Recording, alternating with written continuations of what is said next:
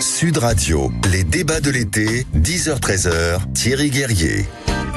Bonjour à toutes et à tous, ravi d'être avec vous jusqu'à 13h, vous le savez, de 12 à 13 avec Joseph Ruiz, les JO dans tous leurs états, mais auparavant, l'actualité, on y vient immédiatement, et puis, bien sûr, mettez-vous d'accord à 10h30 avec nos 4 débatteurs. Alors, en ce lundi 29 juillet, il y a 2 compteurs au moins qui s'emballent, bien sûr. Le thermomètre d'abord, on vise les 40 degrés aujourd'hui, on y revient dans un instant avec un grand climatologue.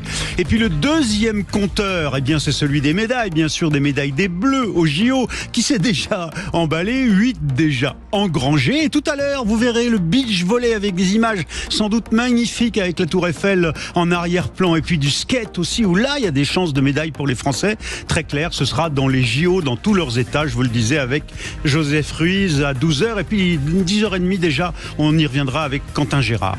À 10h30 précisément, nos 4 débatteurs, mettez-vous d'accord, vous nous appelez si vous voulez débattre avec eux, si vous voulez les contredire, contester ou au contraire apporter un élément de témoignage, ce sera le 826 300 300. Vous n'hésitez pas, pendant l'été vous êtes en vacances, mais n'hésitez pas à nous appeler quand même, 0826 300 300. Nos 4 débatteurs, alors avec eux, on reviendra sur ces sabotages revendiqués par l'extrême gauche, et à l'instant encore un sabotage de fibre optique SNCF près de Montpellier, un fait nouveau encore cette nuit, ce n'est pas tout à fait fini. Alors, doit-on interdire les groupes d'extrême gauche ultra-violents, ceux qui revendiquent notamment les sabotages, ceux des grandes bassines, mais ceux aussi de la SNCF? Ce sera peut-être un sujet de mettez-vous d'accord. Lucie Castet qui met la pression qui essaye en tout cas de mettre la pression sur le président de la République pour être nommé à Matignon pour la gauche. Et puis les pays qui veulent censurer la cérémonie d'ouverture. Et oui, certains censurent déjà la chaîne YouTube du CIO pour retirer certains moments de la cérémonie d'ouverture. Qu'est-ce que vous en pensez? Ça fera peut-être réagir aussi nos 4 débatteurs. Et puis le Proche-Orient, très gros sujet ce matin, malheureusement, la dureté au Proche-Orient, avec peut-être l'explosion d'un Proche-Orient au bord d'une guerre régionale entre l'Iran, le Liban et Israël, après la très grave attaque et les 12 enfants druzes, 12 petits footballeurs qui ont été assassinés par le Hezbollah. Voilà les débats de l'été, 0826 300 300, c'est tout de suite. Sud Radio, les débats de l'été, 10h-13h, Thierry Guerrier. Alors vous avez entendu tous ces chiffres, bien sûr, ça va recouvrir tout le pays. Il n'y a pas que le sud qui est touché ou qui va être touché par la canicule. 26 départements supplémentaires, c'est-à-dire 39 départements mis en vigilance canicule par Météo France. Ça veut dire quoi concrètement? Ça veut dire qu'il fait très chaud évidemment, et qu'il faut s'hydrater, qu'il faut penser aux anciens, et qu'il faut aussi évidemment anticiper cette chaleur. Alors je vous le disais, ça va recouvrir tout le pays, des températures très élevées. Bonjour Serge Jacquat. Bonjour à tous. Alors vous êtes agroclimatologue, c'est-à-dire vous êtes notamment un consultant qui aidait les agriculteurs à essayer de s'adapter aux nouvelles évolutions du climat, et vous suivez ça de très près avec beaucoup de recul parce que vous aviez vu arriver cette vague de chaleur. Vous êtes installé près de Montpellier, donc vous la vivez déjà. Quelle température fait-il ce matin chez vous ? Alors ce matin, il fait à peu près plus de 20 degrés sur de très très nombreuses villes dans le sud de la France. Je n'ai pas le chiffre encore exact de Montpellier. J'ai vu cependant qu'à Bordeaux, la température n'est pas descendue en dessous des 23 degrés. Cette nuit. 23,7 il me semble. Donc oui, la canicule est déjà bien installée. D'ailleurs, une des caractéristiques qui lance les alertes canicules, c'est que les températures nocturnes ne descendent pas en dessous d'un seuil, généralement autour des 20 degrés, ce qui fait que le corps humain ne reprend pas, on va dire, de force durant la nuit, et donc une fatigue s'installe au fil des jours qui peut engorger parfois certains hôpitaux. Oui, alors donc c'est ce qu'on appelle la canicule, parce qu'il y a 3 jours et 3 nuits à peu près programmés avec cette température où on ne redescend pas en dessous de 23, vous venez de nous le dire. Ça vient d'où cet air chaud en fait ? Comme d'habitude, cet air chaud, il vient du nord de l'Afrique. Et d'ailleurs, ce qui est très étonnant par rapport à ce qu'on avait avant les années 2000, c'est que dès que le vent de sud s'installe sur la France depuis les années 2000. Les températures deviennent extrêmement élevées. Normalement, quand on avait une situation similaire avant les années 2000, on pouvait avoir 35, 37 degrés, mais en aucun cas on dépassait les 40 degrés. Là, on a une situation qui est quand même peu dynamique, qui fait remonter de l'air chaud, oui, mais ceci dit, c'est pas une situation très dynamique avec une très forte remontée d'air chaud, et pourtant on dépasse déjà les 40 degrés. Donc c'est vrai que les climatologues se posent des questions. Dès que le vent tourne au sud durant l'été, durant plus de 3 jours, on a des températures tout de suite qui atteignent les 40 degrés, ce qui n'est normalement pas fréquent en France, avant les années 2000 notamment. Oui, alors ça c'est la question qu'on a évidemment à vous, l'expert qui suivait le climat sur des longues périodes comme Météo France. C'est la question qu'on a envie de vous poser. Est-ce que c'était prévisible? Parce que quand même on est au cœur de l'été, c'est normal que de l'air chaud remonte et qu'on ait des périodes comme ça très chaudes pendant plusieurs jours. Est-ce que là c'est un phénomène rare et lié au changement climatique, ou est-ce que c'est un phénomène finalement naturel de l'été? Alors, il faut savoir qu'en été, oui, il y a des périodes plutôt fraîches et des périodes plutôt chaudes qui alternent. Là, pour l'instant, on a eu des périodes qui tournaient autour des normales de saison. On a le premier pic estival de chaleur.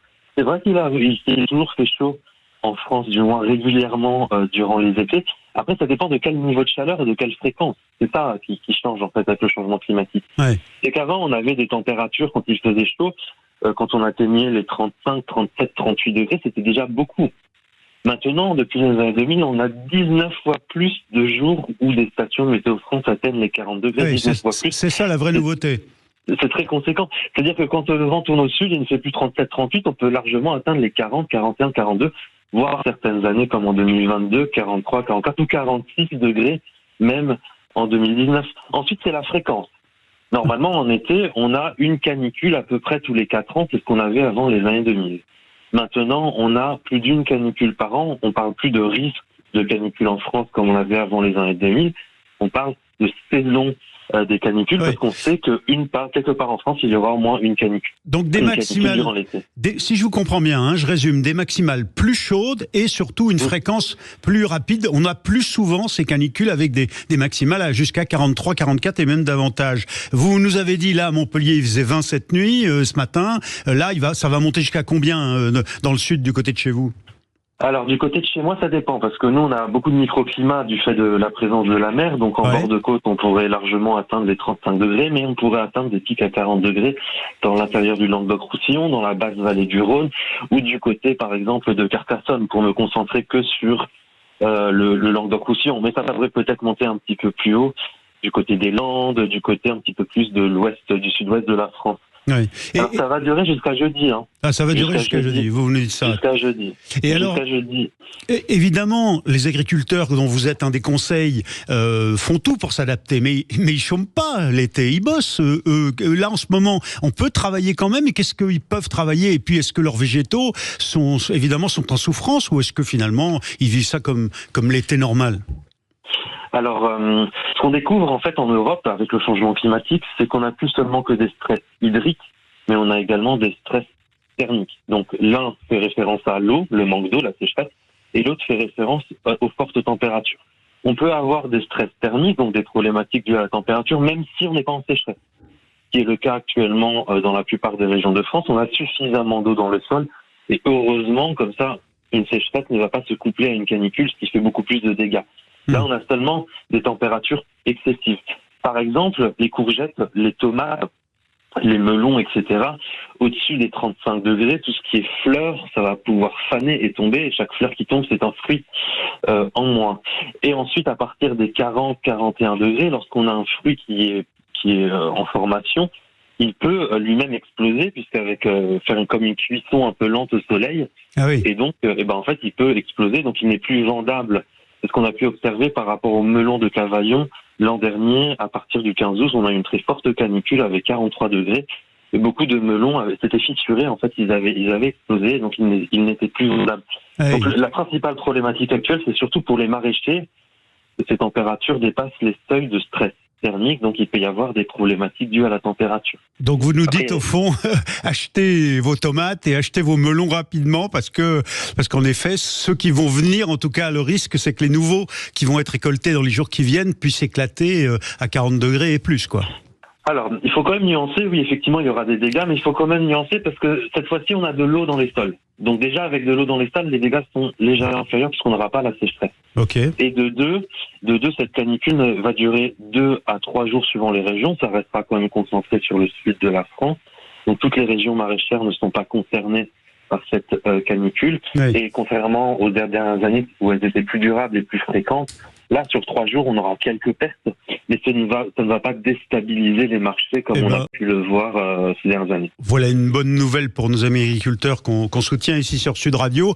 Et vous nous confirmez donc qu'on va dépasser les 40 degrés et que ça va durer jusqu'à jeudi. Serge Jacquat, agro-climatologue, merci d'avoir été en direct de la région de Montpellier. On le rappelle, on s'hydrate, pas de barbecue, quelques sacrifices pendant 3-4 jours, et puis on prend des nouvelles des anciens. Voilà, mettez-vous d'accord dans quelques instants, bien sûr, mais ce sont les débats de l'été. Et ce matin, eh bien, c'est la canicule qui va recouvrir petit à petit tout le pays, toute la France, tout l'Hexagone. Merci encore, Serge Jacquat, et on se retrouve tout de suite pour la suite des débats de l'été. Sud Radio. Sud Radio. Parlons vrai. Parlons vrai. Sud Radio. Parlons vrai. Sud Radio, les débats de l'été, 10h-13h, Thierry Guerrier. Une des questions que pose l'actualité ce matin, c'est la situation au Proche-Orient. Est-ce que le Proche-Orient va rentrer dans une guerre régionale entre Israël, le Liban et puis évidemment l'Iran? Nous allons tout de suite poser la question à Frédéric Ancel, mais auparavant, je suis obligé de revenir à l'actualité ici, celle des sabotages contre la SNCF, contre les lignes à grande vitesse qui ont lieu vendredi, avec un dernier élément. Vous savez que pendant le week-end, un mail venant sans doute de l'ultra-gauche, de l'extrême-gauche violente, radicale, a revendiqué et soutenu en tout cas ces sabotages à la SNCF. Eh bien, on vient d'apprendre ce matin, à l'instant même, qu'un militant de cette mouvance ultra-gauche française a été interpellé hier sur un site de la SNCF. C'est à Oissel, en Seine-Maritime. On n'est pas très loin de Rouen. C'est ce qu'on a appris, en tout cas, de sources policières. Un homme qui avait dans son véhicule des clés d'accès à des locaux techniques de la SNCF, des pinces coupantes, un jeu de clés universelles notamment, qui permet d'entrer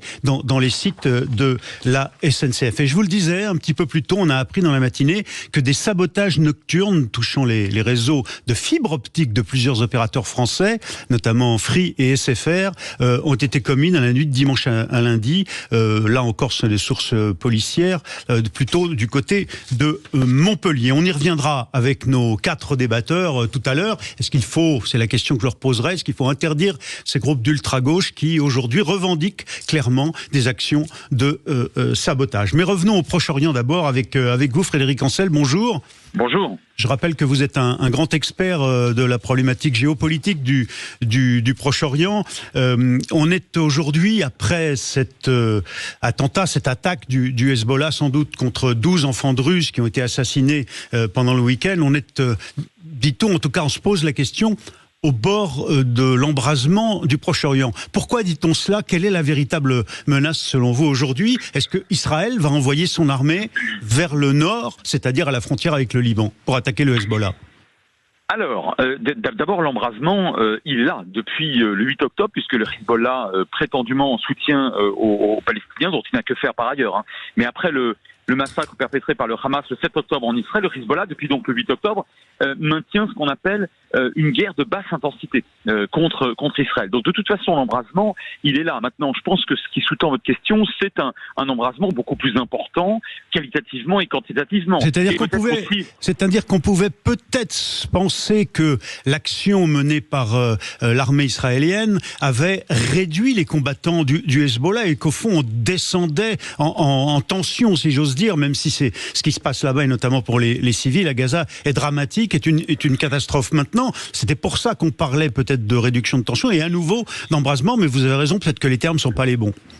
Alors, je vous dirais que le Hezbollah paye un prix très important de cette guerre de basse intensité menée par Israël, puisque Israël, depuis le 8 octobre, à sa frontière nord, a perdu une vingtaine de militaires et de civils, et que le Hezbollah revendique un petit peu moins de 400 pertes. En réalité, c'est beaucoup plus que cela, sans compter les pertes matérielles extrêmement importantes, et sans compter les pertes financières, puisque à chaque fois qu'un shahid, donc un prétendu martyr du Hezbollah, tombe, eh bien, sa famille est financée grassement pendant très longtemps par le Hezbollah. Et si vous voulez, tout a une limite. Et de ce point de vue-là, effectivement, je vous rejoins, le Hezbollah a pris des coups extrêmement durs. Sauf que, comme disait Sénèque au 1er siècle, celui qui méprise sa propre vie dispose de la tienne. C'est-à-dire que la notion même de shahid chez le Hezbollah, dirigé par des fanatiques, mais pas par des imbéciles, je pense qu'on va y revenir en termes de rapport de force, cette notion de shahid permet en fait au Hezbollah de maintenir en quelque sorte, moralement, j'allais dire, un très haut niveau de tension sur la base d'une forme d'héroïsme fantasmé, etc. Donc si vous voulez, je résume, c'est pas parce que le Hezbollah a pris des coups extrêmement durs face à Israël qu'il est, alors il est affaibli sur le terrain, c'est vrai, mais c'est pas pour cela qu'il l'est définitivement. On rappelle la carte, hein. Le Hamas, Gaza, c'est le sud-ouest en dessous donc d'Israël. Le Hezbollah sont des milices pro-iraniennes, chiites, qui elles sont au sud du Liban, c'est-à-dire au nord d'Israël, tout à fait au nord d'Israël. Ça, c'est pour remettre le contexte. Et donc, dans un moment où peut-être le Hamas a perdu des combattants à Gaza, ce que je voulais dire, le Hezbollah, lui, mène des attaques, mais certains considèrent qu'au fond, il le fait sous la pression de l'Iran, qui exige de lui, qui lui donne de l'ordre de le faire, alors que peut-être il redoute l'arrivée de la frappe éventuelle de l'armée israélienne qui entrerait sur ses bases et qui mènerait la guerre au sud du Liban. Qu'est-ce que vous en pensez, Frédéric Ancel? C'est très exactement cela. C'est pour ça que je parle souvent d'instrumentalisation du Hezbollah par l'Iran. D'ailleurs, ça va au-delà de ça, parce que le Hezbollah a été créé par la République islamique d'Iran en 82, ex nihilo, de toutes pièces. Bon. Et depuis, il lui est totalement inféodé, à la fois sur le plan politique, militaire, financier et spirituel. Et de ce point de vue-là, effectivement, le Hezbollah prend des coups très durs, l'Iran pas du tout, et donc ça lui coûte effectivement cher, et une partie de la population, une grande partie de la population libanaise, non seulement en a assez de cette vampirisation de l'État libanais et des autres communautés par le Hezbollah, et d'autre part, on est effectivement sur une instrumentalisation, mais cette fois de la cause palestinienne, par le Hezbollah, qui n'en a que faire. Je rappelle que le Hezbollah, mais vous l'avez bien rappelé vous-même, ce sont des chiites. Les Palestiniens sont sunnites. Et le Hezbollah joue sur la cause palestinienne, en réalité pour se maintenir au Liban, pour se maintenir en Syrie et pour maintenir le pouvoir de Bachar el-Assad, ne l'oublions pas, et pour servir l'Iran. Bon, mais alors, deux questions. Est-ce que vous pensez que cette guerre va se déclencher, au fond, entre Israël et le Liban? Et tout de même, une deuxième question, est-ce que ça n'arrange pas les deux principaux protagonistes que sont les Iraniens, les Mollahs, et Netanyahou, le Premier ministre israélien, d'autre part? Lui, parce qu'il se maintient au pouvoir alors qu'il est très contesté en Israël, et eux, parce que pendant ce temps-là, ils voient la guerre continuer à affaiblir Israël, les Mollahs. Eh bien oui, je vais vous répondre oui. Alors, oui à la deuxième question, non à la première. La première, c'est le risque d'embrassement régional majeur. Je n'y ai jamais cru, je n'y crois pas, parce que chacun des deux belligérants y perdrait beaucoup. Alors, c'est pas parce qu'on y perd beaucoup qu'on ne fait pas la guerre. Sauf que là, effectivement, dans une guerre de basse intensité, même si chacun des deux camps prend des coups très durs, au fond, ça reste en deçà d'un seuil de supportabilité à peu près, je dis bien, à peu près correct pour les deux belligérants. Maintenant, donc je crois pas à l'embrasement régional. En réalité, personne ne le veut. Maintenant, sur le maintien de cette tension extrêmement forte et grave, oui, effectivement, la République islamique à usage interne, à usage interne, je veux dire, non seulement de l'Iran, mais du monde musulman, et notamment du monde chiite, peut dire, regardez, nous sommes sur l'ensemble de la planète les derniers, nous, Iraniens et nos alliés, à combattre l'entité sioniste, petit Satan, grand Satan, etc. Bon. Ouais. Et ça renforce un pouvoir dont on a vu qu'il était extrêmement fragilisé en interne. Et puis de l'autre côté, Netanyahou ne tient effectivement que par une coalition qu'il a d'ailleurs bâtie lui-même, il y a presque 2 ans de cela, avec une extrême droite irresponsable, fascistoïde pour un certain nombre de ses ministres, et effectivement, il ne peut tenir aujourd'hui face à une opposition extrêmement importante dans les sondages, dans les rues, on le voit tous les jours, ou en tout cas chaque semaine dans les rues de Tel Aviv, dans les sondages, etc. Il ne peut tenir que qu'en jouant en quelque sorte le bouclier de la nation. Oui, mais alors, une question à propos de Netanyahou, le Premier ministre israélien, une de ses répliques à cette attaque et cet assassinat des 12 enfants druzes à partir du Golan, ça a été d'annuler le transfert de centaines d'enfants gazaouis blessés vers des hôpitaux du Golfe. C'est quand même, pardon, mais c'est d'une mesquinerie absolue dans un contexte... Enfin, qu'est-ce que vous inspire cette réaction? C'est voué aussi à voir Israël condamné aussi. C'est moralement mesquin, j'assume totalement votre terme. C'est pire. C'est politiquement, c'est bien sûr, c'est politiquement stupide. Et 3, c'est intrapolitiquement nécessaire, parce que sinon, son extrême droite, et notamment les ministres Ben Gvir et Smotrich, au sein de sa coalition, alors oui, c'est ça. Absolument, sont capables de quitter cette coalition, quitte à la faire renverser au profit du centre et de la gauche. Vous savez, c'est toujours pareil avec les extrémistes réellement fanatiques. À la fin des fins, ils jouent la politique du pire. Donc, c'est les trois à la fois. Donc là-dessus, vous avez raison. Et en bon connaisseur du Proche-Orient, vous avez bien fait de rappeler que les gamins qui ont été abattus par les roquettes du Hezbollah sont des Druzes. Or, je voudrais vraiment... Oui, une des communautés religieuses issues de l'islam qui figurent dans la nation israélienne, juifs, musulmans, chrétiens et druzes. Absolument. Et les Druzes d'Israël, qui sont environ 150 000, alors c'est peu, mais donnent parmi les meilleurs soldats d'élite à l'armée israélienne. Et les Druzes du Golan, le Golan appartenait à la Syrie jusqu'en 67 et a été conquis en 67 pendant la guerre des 6 jours et annexé en 81 par Israël. Et les 25 000 Druzes du Golan, jusqu'à présent, ils étaient entre deux identités. Ils redoutaient le retour à la férule de Bachar el-Assad, donc ils ne voulaient pas montrer qu'ils étaient trop coopérants avec Israël, et en même temps ils étaient attirés par le modèle démocratique israélien. Ouais. Mais avec ce genre de coup de force catastrophique, on a vu ces 2 derniers jours, et croyez-moi, je suis en contact permanent avec les Druzes de toute la région, moi qui d'ailleurs ai fait soutenir une thèse de doctorat consacrée à la nation druze en décembre dernier. Donc là-dessus, je suis un petit peu dans le... Je peux vous dire vous connaissez cette communauté israélienne. Oui, mais non seulement d'Israël, mais ne l'oublions pas, les Druzes du Liban, qui sont quand même et qui sont 200 à 300 000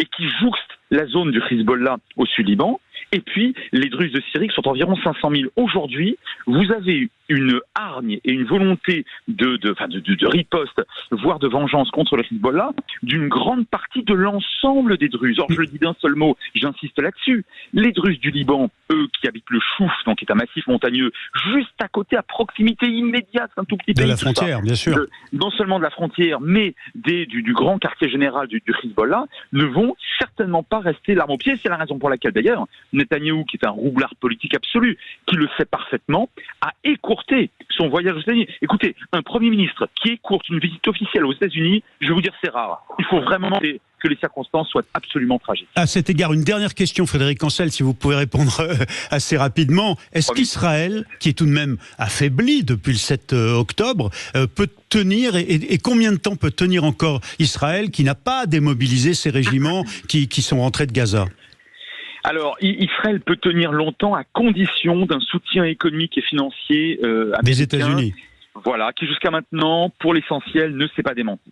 Oui, merci infiniment, géopolitologue Frédéric Ancel, d'avoir été avec nous pour nous analyser ce matin la situation au Proche-Orient. Et dans une certaine mesure, on l'a compris, vous nous avez relativement rassurés au regard de cette question. Le Proche-Orient va-t-il s'embraser dans une guerre régionale ? Vous nous avez dit que vous n'y croyez pas. Merci d'avoir été en direct avec nous ce matin. Alors c'est compliqué d'enchaîner avec ce qui ici, chez nous, dans tout l'Hexagone et pas seulement, dans toute la France, suscite la joie, disons-le. On le verra tout à l'heure, mais on y reviendra, la joie, l'émotion et l'enthousiasme des médailles que déjà 8 au compteur nous ont apporté les Bleus. Quentin Girard, bonjour. Bonjour Thierry, bonjour à tous. Alors, on a décidé qu'on n'allait pas attendre midi et puis les Jeux dans tous leurs états avec Joseph Ruiz et vous pour déjà évoquer nos chances de médailles aujourd'hui avec des belles images sans doute de beach volley qui auront lieu avec la Tour Eiffel derrière en arrière-plan au Champ de Mars, et puis aussi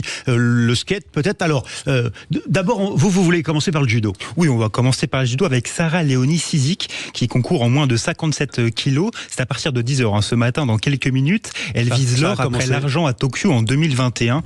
On va ensuite regarder le skateboard à suivre aujourd'hui avec le Français Aurélien Giraud qui a toutes ses chances de terminer. Retenir son nom, lui. Oui, Aurélien Giraud qui a toutes ses chances de terminer sur la plus haute marche du podium avec les qualifications de la compétition à partir de 10h et la finale à suivre à 17h. On a vu que pour le skate féminin, par exemple, ce sont, des gamines, quoi. Elles ont 12, 14 ans. Enfin, c'est formidable. 14 ans, notamment pour la plus jeune française aussi. Alors, l'escrime aussi. Oui, avec Sarah Balzer, numéro 1 mondial, et Manon Apiti-Bruno, numéro 5 mondial. Toutes les deux, elles débuteront leur parcours à 10h30. Et elles font partie aussi des favorites pour aller chercher l'or. Et quelques minutes après, il y a la suite du concours par équipe en équitation. Alors, équitation, les chevaux, donc du côté du château de Versailles. Oui, tout à fait. Alors, les Bleus, qui sont pour le moment en 2e position, juste derrière la Grande-Bretagne. Et la dernière dernière épreuve, c'est aujourd'hui avec le saut d'obstacle à 11h. Ouais, donc il y a le parcours de cross qui est magnifique, paraît-il, et puis le saut d'obstacle, bien sûr. Qui est la dernière épreuve aujourd'hui, c'est à 11h tout à l'heure. 11h, concours complet.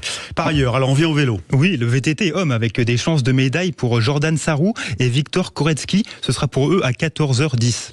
Après Léon Marchand hier, bon évidemment c'est la star bleue de ces Jeux après Antoine Dupont, avec Antoine Dupont. Il y a un autre Français qui peut ramener de l'or aujourd'hui. Oui, un petit peu moins connu, Johan Eindhoy Brouard, c'est aux 100 mètres d'eau à partir de 21h20 ce soir qui est à suivre. Et puis on va finir aussi avec le canoë slalom où le breton Nicolas Gestin est candidat à l'or. Il va s'élancer à 15h30 en demi-finale et puis la finale ce sera à suivre quelques heures après à 17h20. Alors vous savez que les coulisses et l'actualité des JO c'est sur Sud Radio. Peut-être qu'on va un peu vite, mais je vous redonne ces noms quand même qui sont à retenir. On l'avait dit tout à l'heure pour le skate. Redonnez-nous le nom de ce Aurélien Giraud. Donc on se souviendra peut-être de lui. C'est pour l'instant. Peut-être qu'on en fait trop. Mais tant pis, allons-y parce que ça va devenir des stars. Johan Eindhoy Brouard. Donc ça c'est le judo, vous avez dit. Non, ça c'est la natation. C'est le 100 mètres d'eau. C'est la natation lui aussi. Ouais. Donc c'est un concurrent de Léon Marchand. Oui. Et puis vous nous avez dit Nicolas Gestin, candidat alors dans le Nicolas Gestin, c'est le canoë slalom. Slalom, voilà. À 15h30 en début d'après-midi. Eh ben voilà, c'est fait. Merci Quentin Girard et on se retrouve de 12h à 13h avec Joseph Ruiz dans les JO, dans tous leurs états. C'est sur Sud Radio. Sud Radio, votre attention est notre plus belle récompense. Sud Radio, les débats de l'été, 10h-13h, Thierry Guerrier.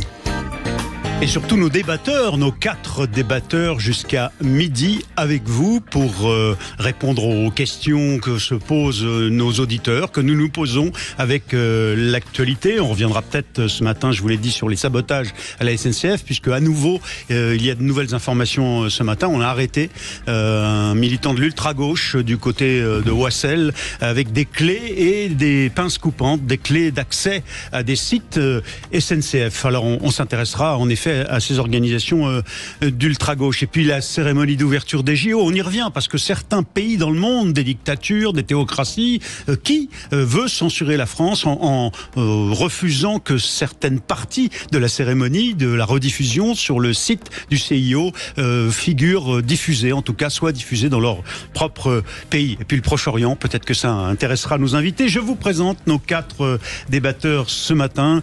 Alex Darmon, bonjour. Bonjour Alex. Thierry. Journaliste politique, votre propre chaîne YouTube, Les Indécis, auteur et producteur de documentaires. Noémie Alioua. Bonjour Olémie, vous êtes journaliste, essayiste et auteur de La Terreur jusque sous nos draps, un livre chez Plon sur le féminisme. Nous avons une élue ce matin, porte-parole du Parti Socialiste, adjointe à la maire de Paris en charge du handicap, Lamia El Haraj. Bonjour. Bonjour. Merci d'être notre invité. Et puis à gauche aussi, un représentant des écolos, de la sensibilité écologiste, Jean-Luc Benamias, membre de la Ligue des droits de l'homme, ancien membre du Conseil économique, social et environnemental et ancien élu des Verts il y a quelques années. Jean-Luc Benamias, bonjour Jean-Luc et merci d'être avec nous en direct de Marseille. On va commencer par vos coups de cœur et vos coups de gueule. Et puis on était dans les JO à l'instant, eh bien on va y rester peut-être avec vous, Lamia El Haraj. La cérémonie d'ouverture, la couverture médiatique, vous vouliez revenir là-dessus avec quoi? Un coup de cœur ou un coup de gueule? Un coup de cœur, bien sûr. Comment est-ce que ça pourrait être un coup de gueule? Il y en a qui en poussent. Ils ne sont pas nombreux, mais il y en a qui en poussent. Oui, mais vous savez, on donne toujours beaucoup plus la parole à ceux qui râlent que à près de 90% de Français, mais au-delà de ça, 90% de spectateurs qui, dans le monde, ont été conquis par cette cérémonie d'ouverture. Ouais, c'est à peu près la moyenne des sondages à peu près partout. Tout à fait. Moi, je l'ai trouvée belle, je l'ai trouvée émouvante. J'ai trouvé que c'était un beau condensé de ce qu'on est ensemble, de notre histoire, de ce qu'on a envie de raconter de cette histoire commune. On parle beaucoup depuis quelque temps de tout ce qui nous divise, tout ce qui fait qu'on ne s'aime pas, qu'on serait tous différents, qu'on pourrait pas vivre ensemble. Et j'ai trouvé que cet exercice autour de Thomas Joly était particulièrement réussi. Franchement, j'ai trouvé ça vraiment magnifique. J'ai trouvé que c'était un bel hommage aussi à Paris, à la beauté de Paris, à la beauté de ses monuments, à la beauté de cette ville. Enfin bref, voilà, je manque de mots et de superlatifs. Vous l'avez regardé comment? Vous étiez sur place? Vous étiez devant un écran? Je l'ai regardé sur écran géant, sur la terrasse des Jeux, donc à côté de l'hôtel de ville. Et j'ai trouvé que c'était absolument sublimissime. Donc j'ai pas d'autres mots.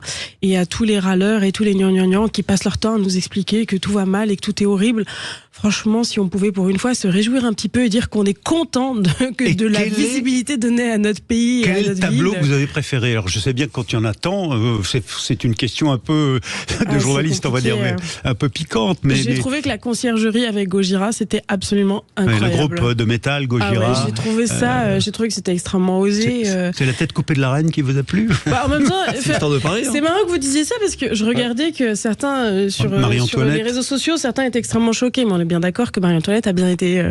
C'est l'idée de la montrer. La Révolution. C'est la Révolution, ça fait partie de l'histoire de notre pays. Et de l'entendre chanter Paris, même tout comme j'ai vu que certains étaient choqués par Louise Michel, mais moi je suis très heureuse qu'on ait rendu hommage à Louise Michel parmi les grandes femmes qui ont apporté quelque chose à la nation française, qu'on rende hommage aux femmes par ailleurs qui ont donné à notre pays. Après il y avait aussi bien sûr le cheval magnifique sur la scène à la fin, il y avait aussi Céline Dion, enfin bref, je n'arrive pas trop à choisir. Vous savez que Louise Michel, on dit beaucoup de bêtises sur Louise Michel, parce que oui, certains à l'extrême droite ou à droite se sont offusqués, merci, de lui rendre hommage parce qu'elle avait été condamnée, elle était au bagne, parce que communarde, ayant soutenu la commune et même les excès de la commune. Sauf que quand elle est rentrée, c'est la Troisième République elle-même qui a fini, à la fin de sa vie, et notamment avec Jean Jaurès et d'autres, par lui rendre hommage. Victor Hugo lui a rendu hommage. Pourquoi? Parce que le travail qu'elle a fait à son retour de Nouvelle-Calédonie et du bagne pour les enfants, et notamment les enfants handicapés, les enfants miséreux à Paris, a été à peu près salué par tout le monde. Clémenceau aussi lui-même disait finalement du bien de Louise Michel. C'est dire que nos figures historiques, j'ai envie de dire de Jeanne d'Arc, dont on peut, qui n'a pas été citée, mais Jeanne d'Arc, certains disent mais pourquoi elle a manqué? Nos figures historiques sont nos figures historiques. C'était pas elle sur le cheval. Une question. Et moi j'ai pas de sujet avec ça. Je pense que tout ce qui contribue à notre histoire, de toute façon, à un moment ou à un autre, alors nous enrichit, je sais pas, il y a peut-être des choses dont on se serait passé, mais pour le coup ça fait partie de ce qu'on est et de qui on est. Et je crois que tous ceux qui seraient tentés par une forme de révisionnisme pour essayer de censurer, il faut qu'on arrête aussi avec ça. Jean-Luc Benamia à Saint-Marseille, vous êtes tenté par le révisionnisme? Non, c'est pas par révisionnisme, c'était très bien. Je plaisante. Moi, je me suis un peu cassé les pieds au départ de cette commémoration, enfin de cette ouverture des Jeux, et puis plus ça avançait, plus c'était passionnant. Donc voilà, clairement. Puis alors la fin avec Céline Dion, il y a plein de scènes. Un mot sur Louise Michel quand même. C'est vrai qu'elle est condamnée au bagne et elle va en Nouvelle-Calédonie. Elle quitte les autres bagnards avec lesquels elle est, et elle va participer avec les tribus Kanak à faire de l'éducation populaire avec les tribus Kanak. C'est quelque chose qui a été qui est largement ignoré. En tout cas, moi, je l'ignore pas, mais parce que j'ai lu pas mal de trucs là-dessus. Je pense à la Nouvelle-Calédonie en ce moment, par rapport à ce qui se passe avec les problèmes en Kanaki et en Nouvelle-Calédonie. Mais voilà, clairement, moi, j'ai trouvé les hommages divers et variés, vraiment. Bon, voilà, je m'attendais pas vraiment à ça, et ça m'a rappelé quelque chose. Je termine là-dessus. Rappelez-vous la cérémonie d'ouverture aussi d'Albertville, qui était très très exceptionnelle elle aussi, avec deux couplets et ainsi de suite. Voilà, c'est tout ça, on sait faire en tous les cas. C'est vrai qu'on a pensé beaucoup. Moi, j'ai pensé à 1989. J'étais sur les Champs-Élysées quand Jean-Paul Goude, à la demande de François Mitterrand, aussi célèbre les 200 ans de la Révolution. Noémie Alioua, qu'est-ce que vous inspire à la fois ce coup de cœur de Lamia El Aragé et la cérémonie elle-même? Mais écoutez, je suis assez d'accord. C'est-à-dire que j'ai regardé aussi cette cérémonie d'ouverture avec des étoiles dans les yeux, comme une petite fille. J'ai été très émue avec le sentiment qu'on passait sans cesse du présent au passé, du passé au présent, qu'il y avait un fil rouge. Si je devais retenir un moment qui m'a particulièrement plu, c'est celui d'Ayana Kamura avec la garde républicaine, parce que vous savez, j'ai écrit un livre sur la ville de Sarcelles, dans laquelle j'ai grandi, qui raconte la fin du vivre ensemble. Et dans cette image-là, on avait encore cet idéal du vivre ensemble, avec cette garde républicaine qui symbolise... On l'a réalisé, là, c'est pas un idéal, tout d'un coup il est réel. Mais c'est cet idéal qui est incarné là, dans cette image-là. J'ai trouvé ça très beau, j'ai trouvé ça très fort. d'un point de vue du symbole. Et puis ils se sont lâchés, les gardes républicains qui sont des gendarmes. Ils se sont complètement lâchés. Qui sont les gardes de l'Élysée, de l'Assemblée nationale. Et on s'est dit là, on réanime. Et des très bons musiciens. Si vous voulez, on fait une alliance entre deux mondes qui peut-être ne se retrouvent jamais. Mais ils se côtoient tous les jours. Et là, non, le monde d'Aya Nakamura, c'est quelque chose en France. La garde républicaine, c'est autre chose en France. Où je vous invite vous connaissez sans doute le travail sur l'archipélisation de la France, sur l'idée que nous vivons de plus en plus dans des îlots qui sont dans un pays qui est fracturé, dans des îlots sociétaux qui ne se rejoignent pas. Mais il y a des tas de Français qui sont de ces quartiers, d'où je viens, qui connaissent la réalité des gendarmes de la garde républicaine. Ils connaissent la réalité de ces gendarmes, bien sûr, mais je suis d'accord avec vous. Mais croyez-moi qu'il y a en France des sociétés qui ne se rencontrent jamais. C'est le travail de Jérôme Fourquet, je vous invite à lire son livre sur l'archipel français, qui explique très bien ça. Oui, on l'entend. Oui, on a l'arrière-fond. C'est la version de la mienne. Ça raconte une histoire de ce qu'on est et de notre capacité en réalité à vivre ensemble en dépit de tout. Et je crois que c'est aussi ce qu'on a vu après le second tour, au moment des seconds tours des législatives, où on a eu une espèce de sursaut national malgré tout, qui avait envie de raconter une histoire différente de celle de l'extrême droite et de celle de la haine de l'autre. Et je crois que cette cérémonie d'ouverture, ça raconte assez bien ça. Alex Darmon ? Ouais, moi je vais vous remercier, Lamia Larage, aujourd'hui, parce que vous représentez la mairie de Paris en quelque sorte, et on a tellement tapé sur la mairie de Paris, non mais sur le plateau en tout cas, ouais. Et on a tellement tapé sur la mairie de Paris, sur la ville de Paris pendant des mois et des années en disant que ça pourrait pas se tenir, que ces JO se passeraient mal et tout, que je vais vous remercier sincèrement, parce que cette cérémonie, elle était, on pouvait pas avoir mieux. En réalité. Alors oui, il y a des choses qui plaisent pas. C'est comme ça, c'est chacun la nature, chacun sa subjectivité. Moi, forcément, le tableau de la scène m'a un peu moins plu, mais il m'a pas dérangé. Genre, c'est aussi ça, Paris. C'est l'irrévérence. En plus, c'est pas le tableau de la scène, c'est ce que Dionysos, voilà. C'est pas Jésus-Christ. Bon. Mais ce que tout le monde rappelle au tableau de la scène, bon bref. Mais en tout cas, ce que je voulais vous dire, c'est que c'est aussi ça, Paris. C'est les cabarets, c'est toutes ces choses-là. Et moi, j'ai adoré du début à la fin. J'ai été ému. J'ai adoré Lady Gaga, j'ai adoré Aya Nakamura, j'ai adoré ce cheval qui sur toute la scène, c'était un peu long, il aurait dû prendre un taxi à un moment donné, mais j'ai adoré aussi quand même ce cheval sur la scène qui remontait. Même la pluie, elle était magnifique, même la pluie, les danseurs sous la pluie. Exactement. La pluie, on aurait pu l'imaginer dans cette scène. Et alors, les catacombes, le métro, Zinedine Zidane, c'est Marseille, mais c'est Paris, et c'est la France. Jamel Debbouze qui pour est ouvrir, Paris. Voilà, pour ouvrir, c'est magnifique. Bref, moi je trouve qu'il y a eu sincèrement aucun raté. Je peux comprendre qu'on ait encore une fois que certains aient été choqués, énervés, qu'on ramène ça et qu'on puisse comparer à la religion. Mais après toutes les polémiques, qu'est-ce qui passera ? Il passera le fait que c'était la plus belle cérémonie de tous les temps d'ouverture des Jeux Olympiques. Franchement. Je veux bien juste réagir là-dessus. Merci beaucoup pour ces mots, parce que c'est vrai que le bashing ville de Paris, il est facile en fait. Sauf qu'en réalité, on est, je dis très sincèrement, dans la plus belle ville du monde, moi je crois, que cette cérémonie d'ouverture, elle était ambitieuse, que la maire de Paris l'a portée à bout de bras. Je rappelle quand même que jusqu'à il n'y a pas si longtemps que ça, le président de la République... C'est Thomas Joly qui l'a porté à bout de bras, et l'État et tous les services. Je me permets quand même, la candidature des Jeux, c'est Anne Hidalgo, à l'époque, en 2015, qui l'a apportée, c'est la maire de la ville haute. La cérémonie d'ouverture avec cette suggestion sur la scène, c'était pas quelque chose d'évident au départ. Et jusqu'à il n'y a pas longtemps, le président de la République continuait de dire qu'il y aurait un plan B parce que c'était pas envisageable de le faire sur la scène. Il envisageait tout, c'était son devoir. J'ai pas du tout envie de polémiquer là-dessus. Thomas Joly a été choisi en tant que directeur artistique. Il a un talent fou, il l'a démontré, donc c'est pas du tout ça le sujet. Simplement de dire qu'il y a un moment des gens qui ont des convictions, qui y croient, qui s'y accrochent et qui essayent de les défendre à bout de bras. C'est aussi quand même pas mal de le reconnaître, en fait. C'est juste ça, quoi.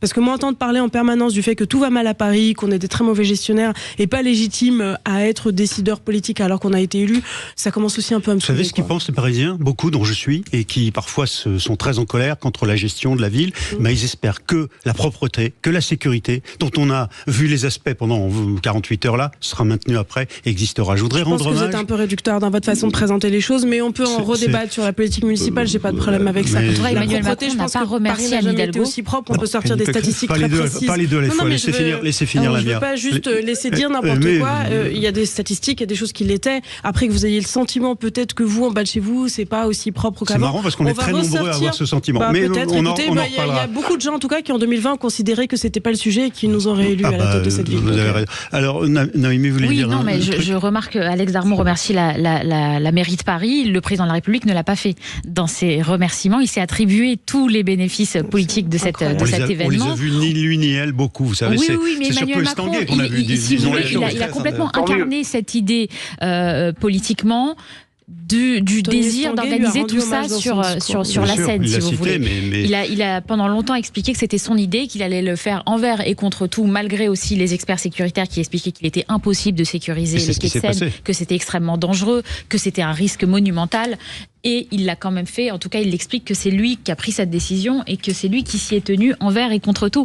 Donc c'est vrai c'est celui qui aujourd'hui bénéficie plutôt d'un avantage politique, c'est plutôt Emmanuel Macron qui s'est attribué les lauriers de cet événement. Alors ça on va en parler. Je voudrais, avant qu'on passe à la pub, on y revient dans un instant. Je voulais juste rendre hommage à deux personnages que vous venez d'évoquer, mais sur lesquels on n'a pas mis ou de nom ou de fonction. La cavalière après le cheval sur l'eau. Bien sûr, ensuite elle arrive dans la grande esplanade du Trocadéro, c'est magnifique. Eh bien, c'est une sous-officier de la garde républicaine avec son magnifique cheval lusitanien là qui arrive. Donc c'est une femme sous-officier de la garde républicaine, une cavalière du régiment de cavalerie de la garde républicaine. Et puis, vous savez, l'homme au masque de fer qui est sur les toits, il s'appelle Sébastien Noguera. On l'a très peu cité. On a beaucoup cité Daphné Burkli et Sébastien Noguera et Thomas Joly, mais je voulais citer ce matin Sébastien Noguera. On va voir si tout le monde s'en fout dans un instant. Jean-Luc Benamias,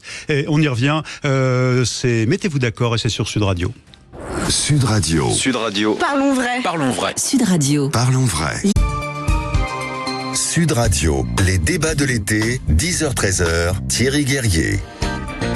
Et avec nous, Lamia El Aragé, qui est adjointe à la maire de Paris, en charge du handicap et membre du Parti Socialiste. Jean-Luc Benamias, qui est avec nous en direct de Marseille, lui, membre de la Ligue des droits de l'homme, ancien élu Europe Écologie Les Verts. Noémie Alioua, journaliste, essayiste. Et Alex Darmon, journaliste et producteur de documentaires. Jean-Luc, on évoquait à l'instant les suites de la cérémonie d'ouverture, les débats, les polémiques. Et puis Noémie nous disait, le grand bénéficiaire, c'est Emmanuel Macron. Vous dites, on s'en fout. Qu'est-ce que vous vouliez dire? Non, mais je crois que là, ça a dépassé tout cela. Je veux dire, quand vous regardez l'ambiance, et je voulais parler de ça, c'est mon coup de cœur, c'est une partie de mon coup de cœur. C'est pour ça que je vous passe la parole. L'ambiance au Stade de France, avec un karaoké géant, avec la reprise de chansons françaises, d'ailleurs, ou pas forcément uniquement françaises, souvent françaises, avec 70 000, 80 000 personnes qui chantent en même temps. Et quand vous regardez les autres ambiances dans les différentes salles où ont lieu les épreuves sportives, enfin, tout le monde, quand je dis tout le monde s'en fout, c'est qu'on est passé ailleurs, là. On est passé sur le bénéfice complet de Jeux Olympiques qui sont jusqu'à maintenant extrêmement réussis. Réussis et pour les Français, mais réussis aussi pour l'ambiance. Voilà, c'est pour ça que je dis tout le monde s'en fout. C'est le côté politique direct là, il est, me semble-t-il, totalement dépassé. Ouais. Alors attention, parce que voilà, quand vous avez votre parleur, on vous entend, Jean-Luc, on m'entend en écho, et donc il y a un risque de Larsen. Bon, mais alors vous êtes d'accord avec Jean-Luc, les bénéfices politiques qui vont bien au-delà d'Hidalgo, de Macron, c'est plus du tout le sujet. Les gens sont dans autre chose aujourd'hui. Alex Darmon. Je pense que c'est trop tôt déjà pour l'évaluer, à mon avis. Je pense pas que ça serve qui que ce soit, moi, à un moment donné, ces bénéfices politiques. C'est-à-dire que la France, déjà, c'est-à-dire nous tous. Mais la France. Mais ce que je veux dire, c'est des personnalités politiques, j'y crois pas. Les Français ont tellement attendu ces Jeux Olympiques que c'est pas que c'est normal, c'est juste que c'est leur moment et qu'ils veulent en profiter. Et c'est vrai. Moi, j'ai été au stade samedi pour voir l'équipe de France de rugby. C'était exceptionnel. Ouais. Non mais franchement exceptionnel. L'ambiance, le résultat, l'organisation. Je vais souvent au stade et je vais encore féliciter la ville de Paris parce que tout le monde a tapé dessus. Et je vais souvent au stade. Je vous promets que c'est la première fois que je vais au Stade de France où ça se passe aussi bien en termes de transport et en termes d'entrée. Voilà, c'est-à-dire que j'ai pas perdu de temps pour rentrer et j'ai pas perdu de temps pour rentrer dans le stade et pour partir et rentrer chez moi derrière. Lamia va pas aimer, mais pour bien connaître l'organisation interne là en ce moment, et notamment par exemple au Parc des Princes ou au Grand Stade, c'est pas du tout la ville de Paris qui est organisateur. Peut-être, en tout cas, ça se passe de la chose, c'est le CIO. Je veux bien qu'on raconte tout et n'importe quoi, mais je suis en total désaccord avec ça. Parmi les acteurs, et justement vous m'avez un peu c'est les bénévoles du CIO, c'est les bénévoles du CIO, c'est les bénévoles de la ville de Paris. Il y a quand même 3 organisateurs, l'État, avec qui ça s'est extrêmement bien passé, notamment la préfecture de région, la préfecture de police, le CIO, la ville de Paris et le CIO et Paris 2024. Donc il y a quand même 3 acteurs qui à un moment ont réussi à se coordonner pour faire de ces Jeux un très grand moment. Moi je suis pas sûre qu'il faille parler de bénéfices politiques personnels, je crois pas qu'on soit là-dedans. En revanche, de dire que ça va marquer notre pays, que c'est un bel effort collectif, qu'il y a eu une très belle coordination, qu'il y a une très bonne organisation, que les gens sont satisfaits, qu'il faut saluer aussi les forces de l'ordre, les volontaires qui travaillent comme des fous pour permettre permettre justement cette expérience usagée absolument incroyable.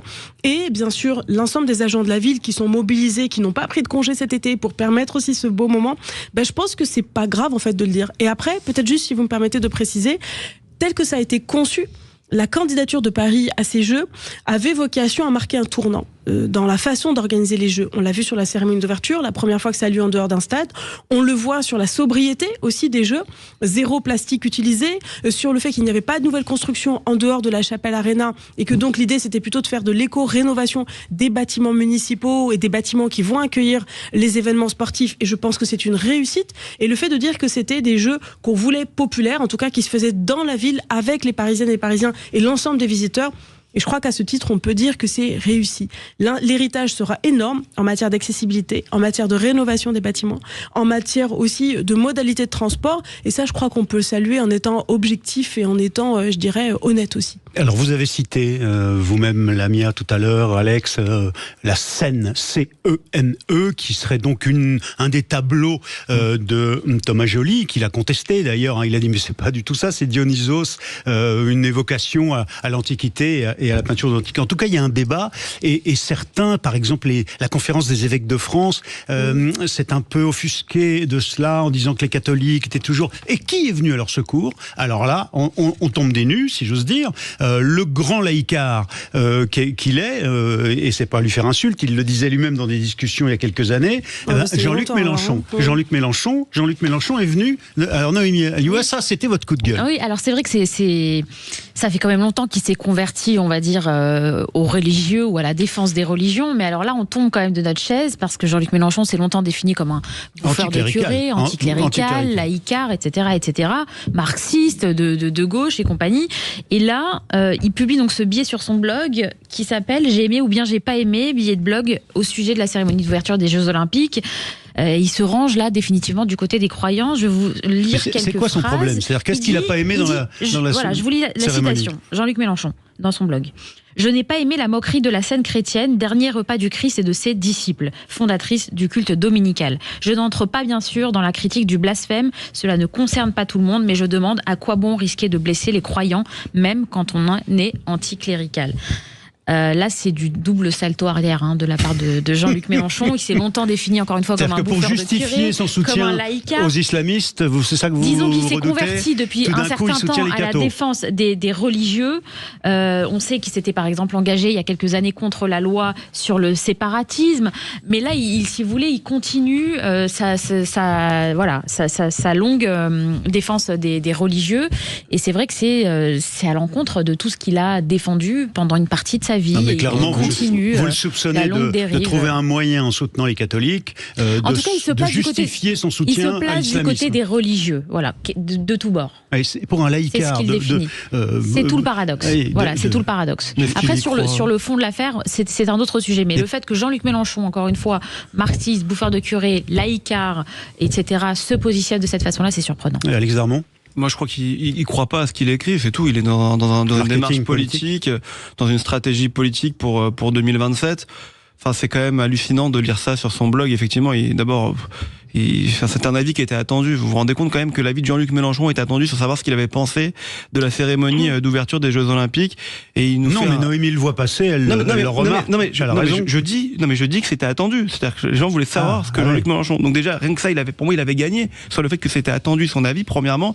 Et deuxièmement, moi, ça m'étonne qu'à moitié, dès qu'il peut aller manger à quelque catholique que ce soit, il y va, Jean-Luc Mélenchon. Lamia Alragé, ce que nous dit Alex Darmon, c'est qu'au fond, on attend systématiquement aujourd'hui ce que va dire Jean-Luc Mélenchon, qui est quand même une des figures de votre nouveau Front populaire, et il pèse à chaque fois, et il vous rend pas service, si vous... Alors, je ne me sens liée en rien à Jean-Luc Mélenchon, voyez-vous. Je pense que vous êtes dans le nouveau Front populaire avec lui? Oui, vous savez, bref. On en reparlera dans quelques temps. Il m'a semblé que le nouveau Front populaire, au moment où l'extrême droite était, plus qu'un pied dans la porte du pouvoir, était une façon, effectivement, de l'empêcher d'y accéder. Et face à l'extrême droite, personnellement, ma main tremblera jamais sur le fait de les empêcher de prendre le pouvoir. Sur ce que dit Jean-Luc Mélenchon, écoutez, ça fait quand même un moment que ce monsieur a dérivé, il n'est plus un paradoxe près. Moi, je trouve ça particulièrement choquant et à la fois totalement inintéressant en réalité. Moi, cette scène, elle m'a franchement pas choquée, sincèrement, elle m'a même plutôt fait marrer. Voir Philippe Catherine à moitié nu, voilà, sur la table, avec cette table, oui, presque. Non, enfin, apparemment, il y avait un tout petit bout de tissu quand même, d'après la créatrice du costume. Moi, ça m'a plutôt fait marrer. Je trouve que ça fait aussi partie de la culture française, ça fait aussi partie de ce qu'est Paris. Et personnellement, ça ne me choque absolument pas. Ouais. Et maintenant, si juste tous les bons dieux-arts pouvaient nous foutre la paix, en fait, parce qu'en réalité, la vie des religions, moi, personnellement, je m'en fous complètement. Chacun a le droit d'exercer sa foi dans sa sphère privée. J'ai absolument pas de problème avec ça. Mais ici, on est dans une république laïque. Donc, pour le coup, bon... Oui. Jean-Luc Mélenchon, leur avis, on continue le tour des coups de gueule et des coups de cœur de nos 4 débatteurs. C'est Mettez-vous d'accord et c'est sur Sud Radio. Sud Radio. Sud Radio. Parlons vrai. Parlons vrai. Sud Radio. Parlons vrai. Sud Radio, les débats de l'été, 10h-13h, Thierry Guerrier. Mettez-vous d'accord avec nos 4 débatteurs ce matin. On a le plaisir de recevoir Lamia El Harraj, la maire adjointe à la ville de Paris au handicap d'Anne Hidalgo. Un Marseillais avec nous, et écologiste Jean-Luc Benamias, qui est... avec la Drôme, et je viens de comprendre en écoutant le journal que je suis impacté parce que mon réseau c'est SFR dans la Drôme. Et Marseillais mais en vacances dans la Drôme, en effet. Et voilà la raison du fait que je sois au téléphone et pas en direct avec vous directement. Exactement. D'habitude vous êtes avec nous en visio. Là non, ça marche pas, c'est coupé parce que il y a eu un sabotage. Merci de nous le préciser. On est en direct et on vit ça avec aussi Noémie Alioua, qui est journaliste, et Alex Darmon, journaliste et producteur de documentaires. Et alors vous vouliez, c'est votre tour de coup de cœur, à qui ? J'ai commencé tout à l'heure rapidement, l'équipe de France de rugby à 7. Moi, ça fait 25 ans que je joue au rugby à 15. Je joue encore. Ça va être ma dernière saison l'année prochaine. Ça va, vous êtes jeune encore. Vous allez pas nous c'est gentil, merci beaucoup. Oui. Non, mais j'ai découvert le rugby à 7 il y a 8 ans lors des Jeux Olympiques de Rio, parce que je m'y étais déplacé. Et les Français avaient fait une compétition, pas mal, mais pas folle. Ils n'avaient pas gagné de médailles. Il y a 4 ans, ils n'étaient pas qualifiés à Tokyo. 3 ans, ils n'étaient pas qualifiés à Tokyo. Et samedi, ils ont tout simplement remporté la médaille d'or. Et tout était au rendez-vous. Ce qu'on disait tout à l'heure, d'abord, le fait qu'une enceinte comme le Stade de France accueille du rugby à 7. 80 000 personnes. Ouais, 80 000 personnes qui ne bougent pas. Et il y avait une ambiance incroyable dans le Stade de France. J'ai été voir des matchs de rugby à 15 au Stade de France. J'ai jamais vu ça, sincèrement. Pourtant, il y a eu de super ambiances. Oui, il y a eu de super ambiances. Mais là, c'était incroyable. Paris. On sentait que c'était les Jeux Olympiques, qui avaient une vraie ambiance autour de ces Jeux Olympiques, qu'il fallait que l'équipe de France gagne. Et puis même, c'est ce groupe de potes aussi. Vous le voyez sur le terrain, c'était un groupe de potes. Les 14 mecs qui étaient ensemble pour remporter les Jeux Olympiques et cette médaille d'or. Et enfin, Antoine Dupont. Qui est un joueur exceptionnel, et puis gentil, mais humble, un vrai champion, un vrai sportif, et qui a vraiment contribué à rapporter cette médaille d'or de rugby à 7 et de mettre l'équipe de rugby à 7 française sur le toit du monde. C'était exceptionnel. Voilà, franchement, j'ai passé une après-midi incroyable. Ce qu'on disait, ces Jeux Olympiques se passent bien pour le moment. On espère tous que ça va continuer, mais c'est aussi et avant tout parce que les sportifs français sont pour le moment au rendez-vous. Oui, alors certains. Oui, n'oublions pas que les féminines, elles sont déjà qualifiées d'ailleurs pour le second tour. Il y a des écarts extrêmement importants dans le rugby à 7, on le voit très vite. Et là, elles ont gagné leurs 2 premiers matchs de manière absolument formidable. Elles peuvent aussi ramener une médaille. D'ailleurs, elles avaient déjà ramené une médaille la dernière fois, une médaille d'argent. Elles étaient allées en finale. Donc, faut jamais oublier cela, parce que justement, ce qui est beau avec les Jeux Olympiques, c'est toute cette mixité absolument totale dans quasiment toutes les épreuves. Et ce que j'ai regardé, moi je regarde ça à la télé, là, c'est la même ambiance. Oui, bon, mais Marseille et la Drôme où vous êtes, vous avez vu les fan zones ou pas?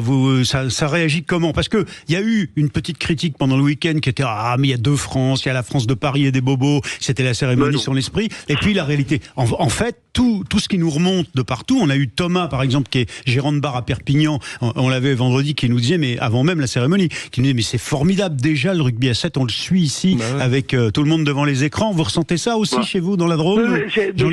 Moi, je ressens ça sur je suis dans un village, hein, donc je peux pas ressentir grand chose, même s'il y a des centaines de personnes, mais je ressens moi des gens contents, des gens heureux, et je trouve ça vachement bien dans la période, moi. C'est génial. Lamia voulait réagir sur Léon Marchand. Oui, hier, moi je suis d'accord avec cette ambiance qui est incroyable. Enfin, je veux dire, partout, les gens me disent, mais c'est un karaoké à ciel ouvert dans tous les stades, dans toutes les zones de festivité. Il y a des petits villages qui ont mis les écrans et on l'a fait aussi. Complètement. Et je veux dire, et hier, Léon Marchand, c'était incroyable. Le mec, il était tout seul dans la piscine. Il nageait il volait dans l'eau, pardon, c'est ça que je veux dire. Cette modélisation du New York Times qui est faite pour montrer, c'est un truc de fou. Ils ont fait le New York Times. Ils ont fait une modélisation graphique, en gros, où ils vous montrent la course de Léon Marchand par rapport aux autres. Et on voit qu'en fait, il est très loin devant tout le temps. Enfin, c'est incroyable. Voilà. Ouais. Et puis les images du Grand Palais avec l'escrime, c'est tellement sublime. Le beach volley avec la Tour Eiffel derrière.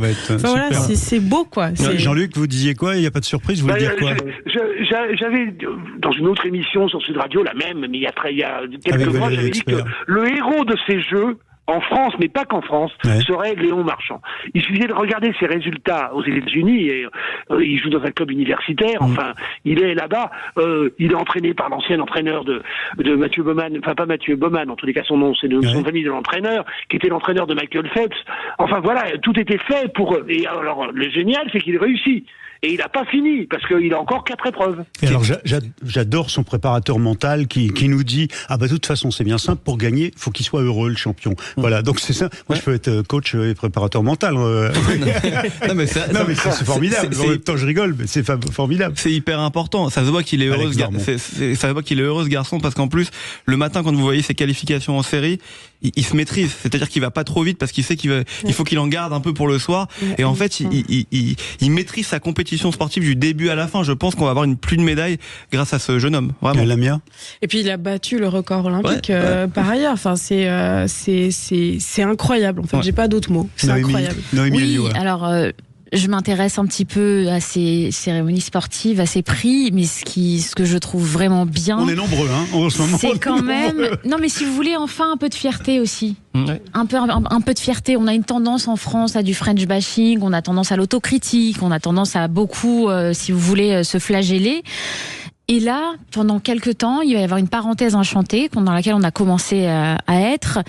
dans laquelle on est fiers d'être français, dans laquelle on se réunit sur des valeurs de sport, quelles que soient nos différences, d'efficacité, sous notre drapeau. Il y a quelque chose de très beau et qui fait du bien en fait dans cette période. Surtout quand c'est salué par les autres, c'est-à-dire que on voit bien à propos de la cérémonie d'ouverture les sondages qui arrivent et puis les commentaires de la presse dans le monde entier qui globalement, vraiment largement, il y a une petite critique dans le New York Times sur le côté arrogant des Français qui disent à peu près toujours la même histoire. Mais regardez toutes les unes internationales sur la cérémonie d'ouverture, toutes les unes par ailleurs de la presse régionale aussi, et c'est unanime. Mais là c'est chez nous, mais c'est les autres qui... la cérémonie d'ouverture historique. Il y aura un avant et un après Paris 2024. Et je crois qu'on peut le dire. J'ai tellement kiffé. Franchement, je vous le dis à 3. Non mais kiffé, c'est. Non mais vraiment.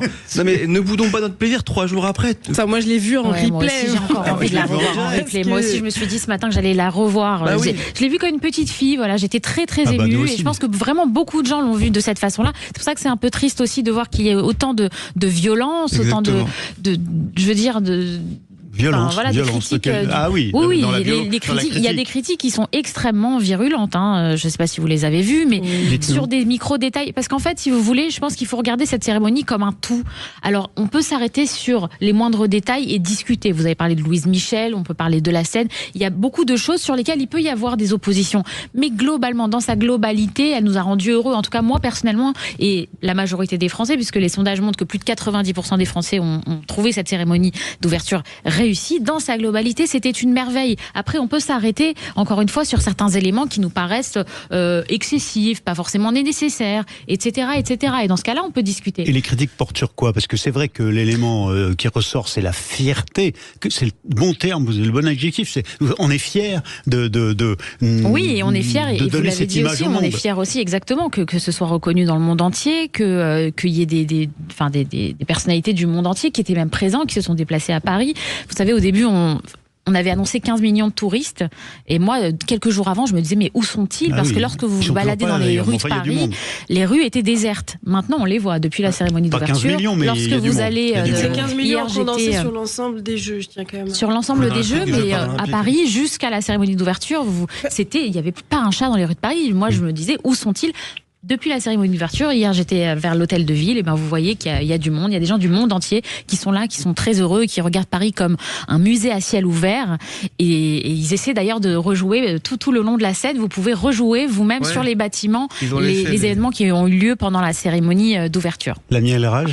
On a beaucoup entendu cette critique de pourquoi vouloir faire ces Jeux à Paris et pourquoi vouloir faire venir en tout 15 millions de visiteurs attendus. Je crois qu'il ne faut pas oublier que Paris est une ville extrêmement visitée, c'est vrai, mais c'est aussi un patrimoine qui s'entretient. Le fait de garder cette attractivité très forte vis-à-vis de notre capitale. Et puis faire découvrir aux nouvelles générations. Bien sûr, mais au-delà de ça, là, vous avez des images de Paris partout dans le monde. Ça veut dire que l'impact économique aussi, à terme, il sera extrêmement important en termes de nombre de visiteurs qui ont vu ces images de Paris, qui vont vouloir venir visiter, venir consommer, venir voir ce qu'est Paris. Et même de la France, parce que l'accueil de la flamme à Marseille, ça a été un moment qui restera en image aussi très fort. Bien sûr, mais par ailleurs, regardez tout le relais de la flamme avec toutes ces images absolument magnifiques qui ont été montrées de partout dans notre pays. Et ça, c'est une vraie fierté, je pense, pour tous. Et vous savez, moi, j'apprécie ce que vous avez dit sur rassemblés aussi sous le même drapeau. Pendant longtemps, on a aussi laissé à d'autres cet apanage du sentiment d'appartenance à une nation unique, à cette histoire qui est celle de la France et à ce drapeau qu'on a beaucoup laissé à l'extrême droite en réalité.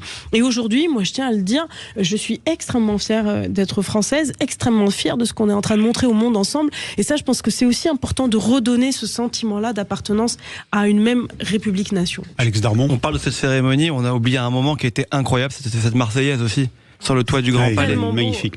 Non mais c'était sublime en vérité. Et c'était sublime, vraiment. Et en fait, c'est pour ça qu'on dit depuis tout à l'heure, et on est dithyrambique, on est désolé, parce que on pourrait dire effectivement, revenir sur certains moments, on pourrait le faire, mais quel intérêt? Quel intérêt quand vous voyez On l'a tous pleuré, ou au moins eu une larme. Ah non, mais c'était magnifique. À chanter la Marseillaise. Je vous promets, c'était magnifique. Il y avait la pluie, on avait tout oublié, en fait, en vérité. Ouais. Donc bravo. Alors on va voir que tout le monde n'est pas d'accord, mais des gens peut-être inattendus, et on viendra avec un coup de cœur à cette critique, mais aussi à ce que ça produit, c'est-à-dire, disons le mot, des sabotages. On y revient dans un instant contre la SNCF. Mettez-vous d'accord, c'est tout de suite avec nos débatteurs. Après la pub, vous êtes sur Sud Radio. Sud Radio. Sud Radio. Parlons vrai. Parlons vrai. Sud Radio. Parlons vrai. Sud Radio, les débats de l'été, 10h-13h, Thierry Guerrier. Avec Jean-Luc Benamias, Lamia El Harraj, Noémie Alioua et Alex Darmon, tous les quatre, nos quatre débatteurs ce matin dans Mettez-vous d'accord. Je pense qu'ils vont se mettre d'accord au moins sur mon coup de cœur.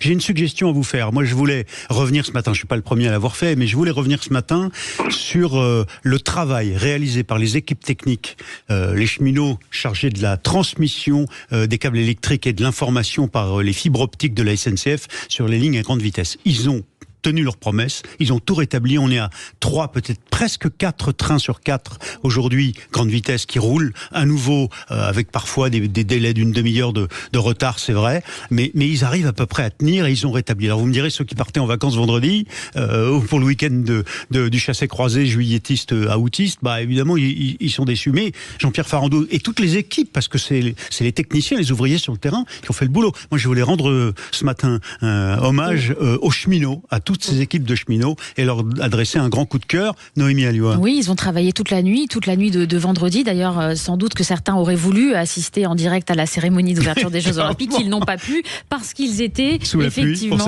pluie, à essayer de rafistoler des câbles qui avaient été sabotés. Et évidemment qu'aujourd'hui, il faut leur rendre hommage. Ça a été terrible, ce sabotage. Il y a 800 000 personnes qui ont été impactées d'une façon ou d'une autre par tout ça. Il y a eu des drames, hein. Vous vous souvenez, il y a eu des témoignages de gens qui n'ont pas pu assister aux derniers instants de leurs proches parce qu'ils n'ont pas pu avoir leur train. Alors certains autres ont été moins impactés, certains n'ont pas pu assister à la cérémonie d'ouverture. Si vous voulez, il y a eu des drames qui se sont joués à cause de tout cela. Et il faudra demain, lorsqu'on aura retrouvé les coupables, qu'ils payent. Alors, à propos de coupables, je ne sais pas, mais en tout cas, les informations de la nuit... Thierry, allez-y. Juste saluer les ouvriers, les salariés de la SNCF et salarier le monde syndical de la SNCF. Regardez le communiqué des 4 principaux syndicats juste après ces actes gravissimes. Ils déclarent qu'ils mettront tout en œuvre. Et les syndicats à la SNCF, chacun sait que ça existe et que ça est porteur. Et ils mettront tout en œuvre de quoi ? Dites-nous, pour de remettre en état l'ensemble du travail qu'ils vont faire pendant non pas une seule soirée, mais ça fait 3 jours. Oui, voilà. Alors moi je voulais juste évoquer les dernières informations qui nous sont parvenues ce matin très tôt et juste au moment du début de l'émission. Un militant d'extrême gauche de la mouvance d'ultra-gauche a été interpellé hier, on l'a appris là juste avant de démarrer l'émission, sur un site SNCF en Seine-Maritime à Ouessel, alors qu'il avait des clés d'accès des locaux techniques de la SNCF et des pinces coupantes. Il a été arrêté, ça c'est la source policière. Et puis par ailleurs, vous en êtes la victime directe dans la Drôme, Jean-Luc. Des attaques contre Free, contre SFR, contre les grands opérateurs télécoms, Orange aussi, avec des fibres optiques, des réseaux de fibres optiques et des réseaux d'antennes qui ont été aussi saccagés dans le sud-est, chez vous, donc Montpellier, la Drôme, Marseille, touchés. Et c'est ce qui fait que vous n'êtes pas en visio, mais au téléphone. En effet, ce matin, avec les fibres optiques qui ont été impactées. Et alors, imaginez-vous que le courriel, le mail qui a été publié ce week-end, alors évidemment on n'a pas de signature et entre revendications et soutien, il y a des analyses différentes au sein même du ministère de l'Intérieur et pour l'instant le ministre est assez prudent, mais la revendication de ce mail disant on soutient cette opération de sabotage contre la SNCF, c'est quand même énorme et on comprend pas le lien. Ce sont les Jeux Olympiques. C'est-à-dire qu'ils disent des Jeux Olympiques dans ce mail que c'est une fête. Pose-t-il la question ? Pas du tout. C'est une célébration nationaliste, gigantesque mise en scène d'assujettissement des populations par les États. C'est l'occasion d'une expérimentation de la gestion policière moderne. Voilà ce qu'il y avait dans ce courriel de revendication des sabotages. Mais vous savez, c'est pas très surprenant, hein. Il y a une idéologie d'extrême gauche qui est très active et qui mène depuis longtemps des actions pour essayer de déstabiliser le système en place. Et d'ailleurs, c'est très argumenté. Il y a des intellectuels qui ont travaillé là-dessus. Souvenez-vous du livre d'Andreas Malm, Comment saboter une pipeline. C'est un essai qui appelle à l'insurrection contre le pouvoir en place au nom de l'écologie. Et ce sont, si vous voulez, des éléments qui sont très mis en avant par certaines personnalités d'extrême gauche, qui ne s'en cachent pas. Il y a régulièrement des actions qui sont mises en place au nom de la fameuse désobéissance civile, parce qu'on trouve une forme de légitimité, en fait, au fait, si vous voulez, de saboter quelque chose de commun. Et alors, puisque vous citez les éco-violents ou les éco-terroristes, eh bien, écoutez ce que nous disait ce matin le ministre de l'Intérieur, c'était sur France 2, Gérald Darmanin, à propos des 45 militants du groupe Extension Rébellion, on a évoqué aussi les soulèvements de la Terre, mais Extension Rébellion, qui ont été arrêtés pendant le week-end. Écoutez le ministre de l'Intérieur. Pour le coup, les services de renseignement ont été très efficace, puisqu'il y a eu en effet une petite cinquantaine d'interpellations de personnes qui, manifestement avec d'autres, on évalue ça à 150, voulaient faire des actions soit de sabotage, soit de contestation radicale à Paris pendant les premières épreuves des Jeux Olympiques. Nous avons su à la fois déjouer cela et les interpeller. Voilà, c'est ce que vous disiez, Noémie Alioua. Jean-Luc Benamias, vous vouliez réagir.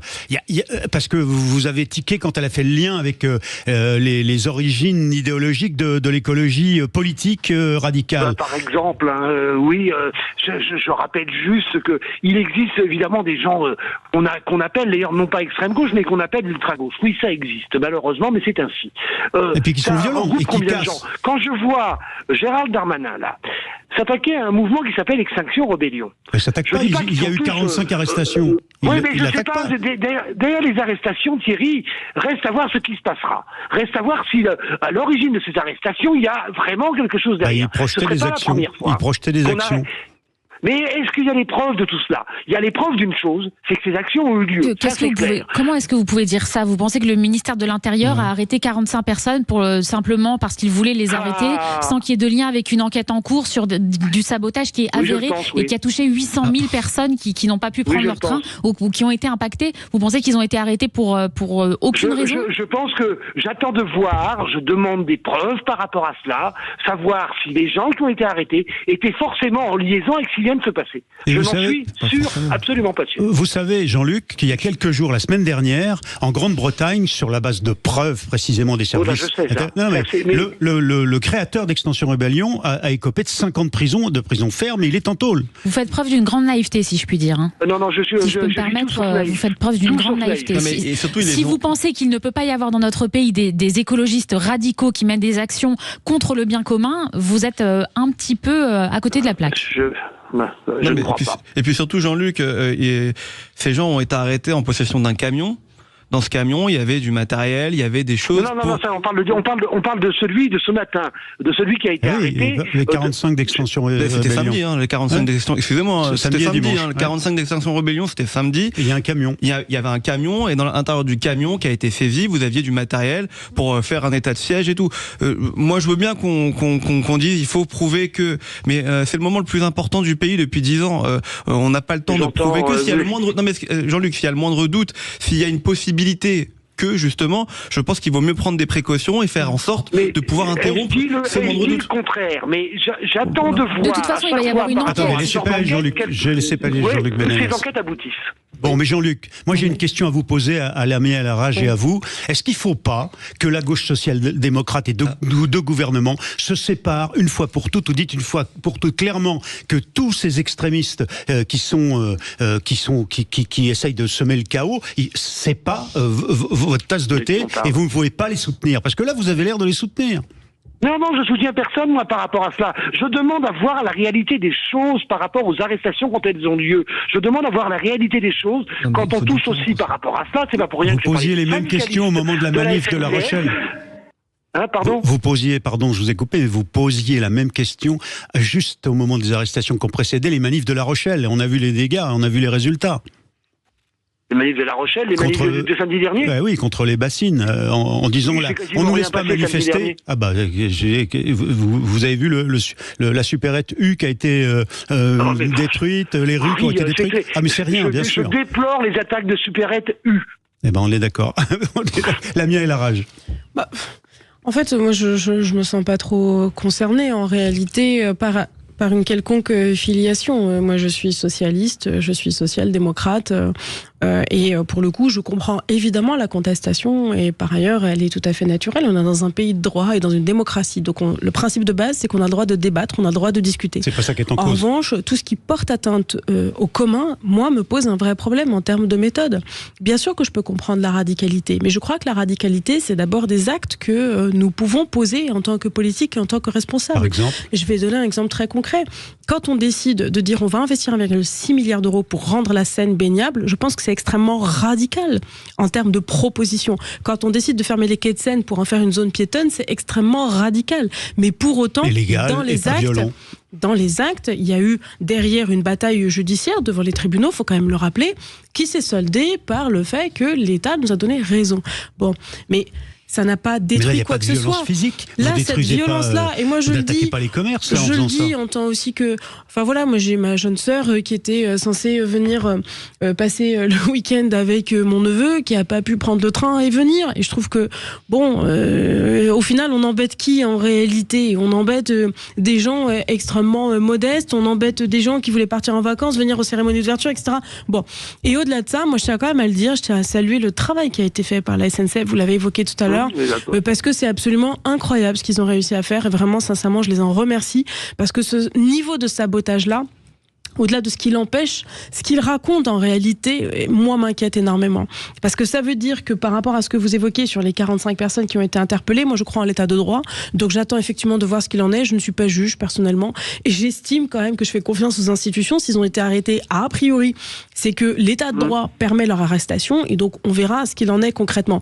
En revanche, ce que ça raconte sur l'état d'esprit de certains qui veulent clairement nuire au commun, détruire ce que nous avons en commun, détruire au final la République en réalité et l'état de droit, moi ça m'inquiète beaucoup plus que l'arrestation. Ma seule question, c'était, vous avez parmi vous des écologistes qui soutiennent parfois la radicalité.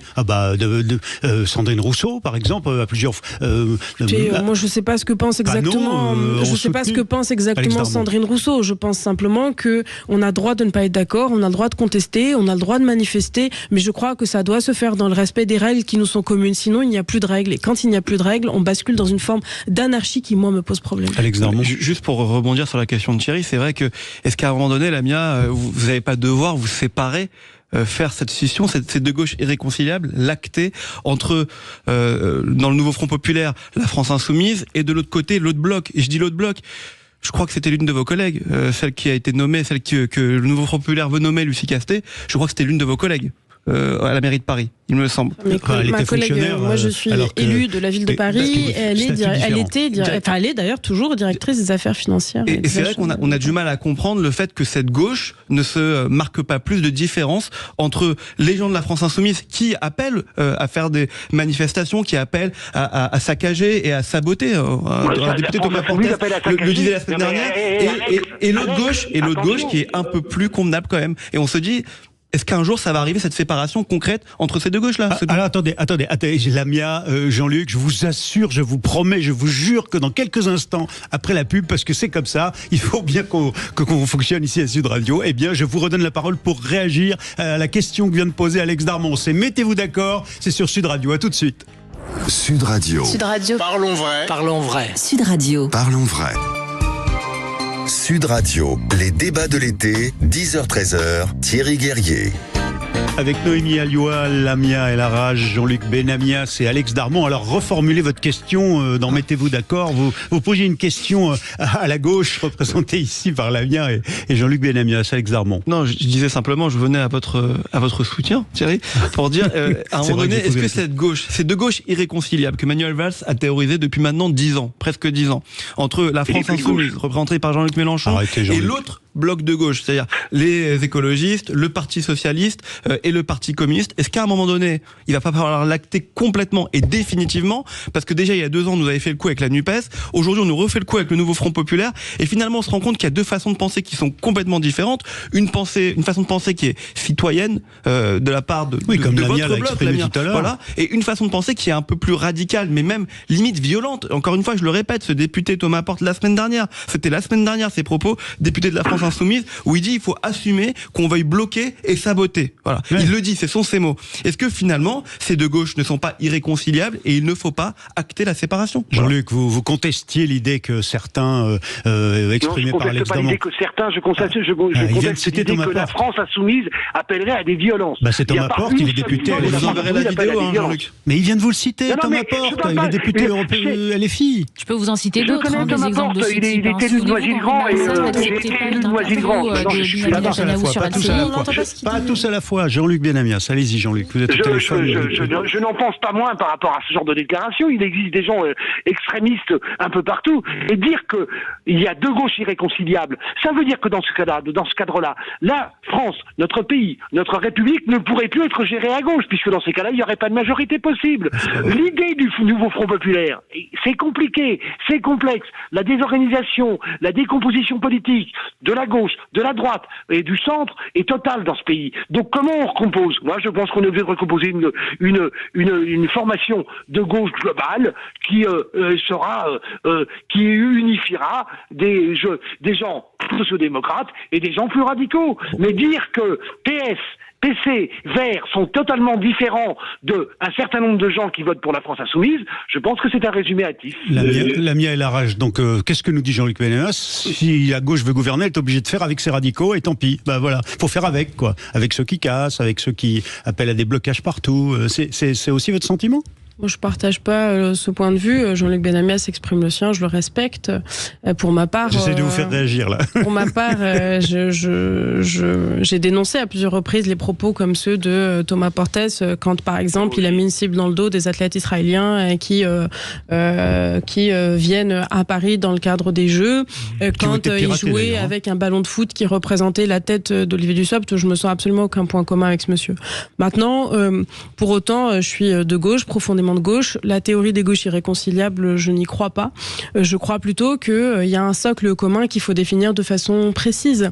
Il y a un travail qui a commencé sur un programme commun. Ce programme commun, la vraie question, c'est qu'est-ce qu'on met derrière et comment est-ce que derrière on exerce le pouvoir et avec qui on l'exerce. Donc, j'ai pas de réponse magique aujourd'hui. Je pense que si on en avait une, peut-être qu'on aurait gagné les dernières élections. Ce que je constate, c'est que et en 2022 et aujourd'hui en 2024, cette alliance, qu'elle a été constituée, ne nous permet pas de gagner.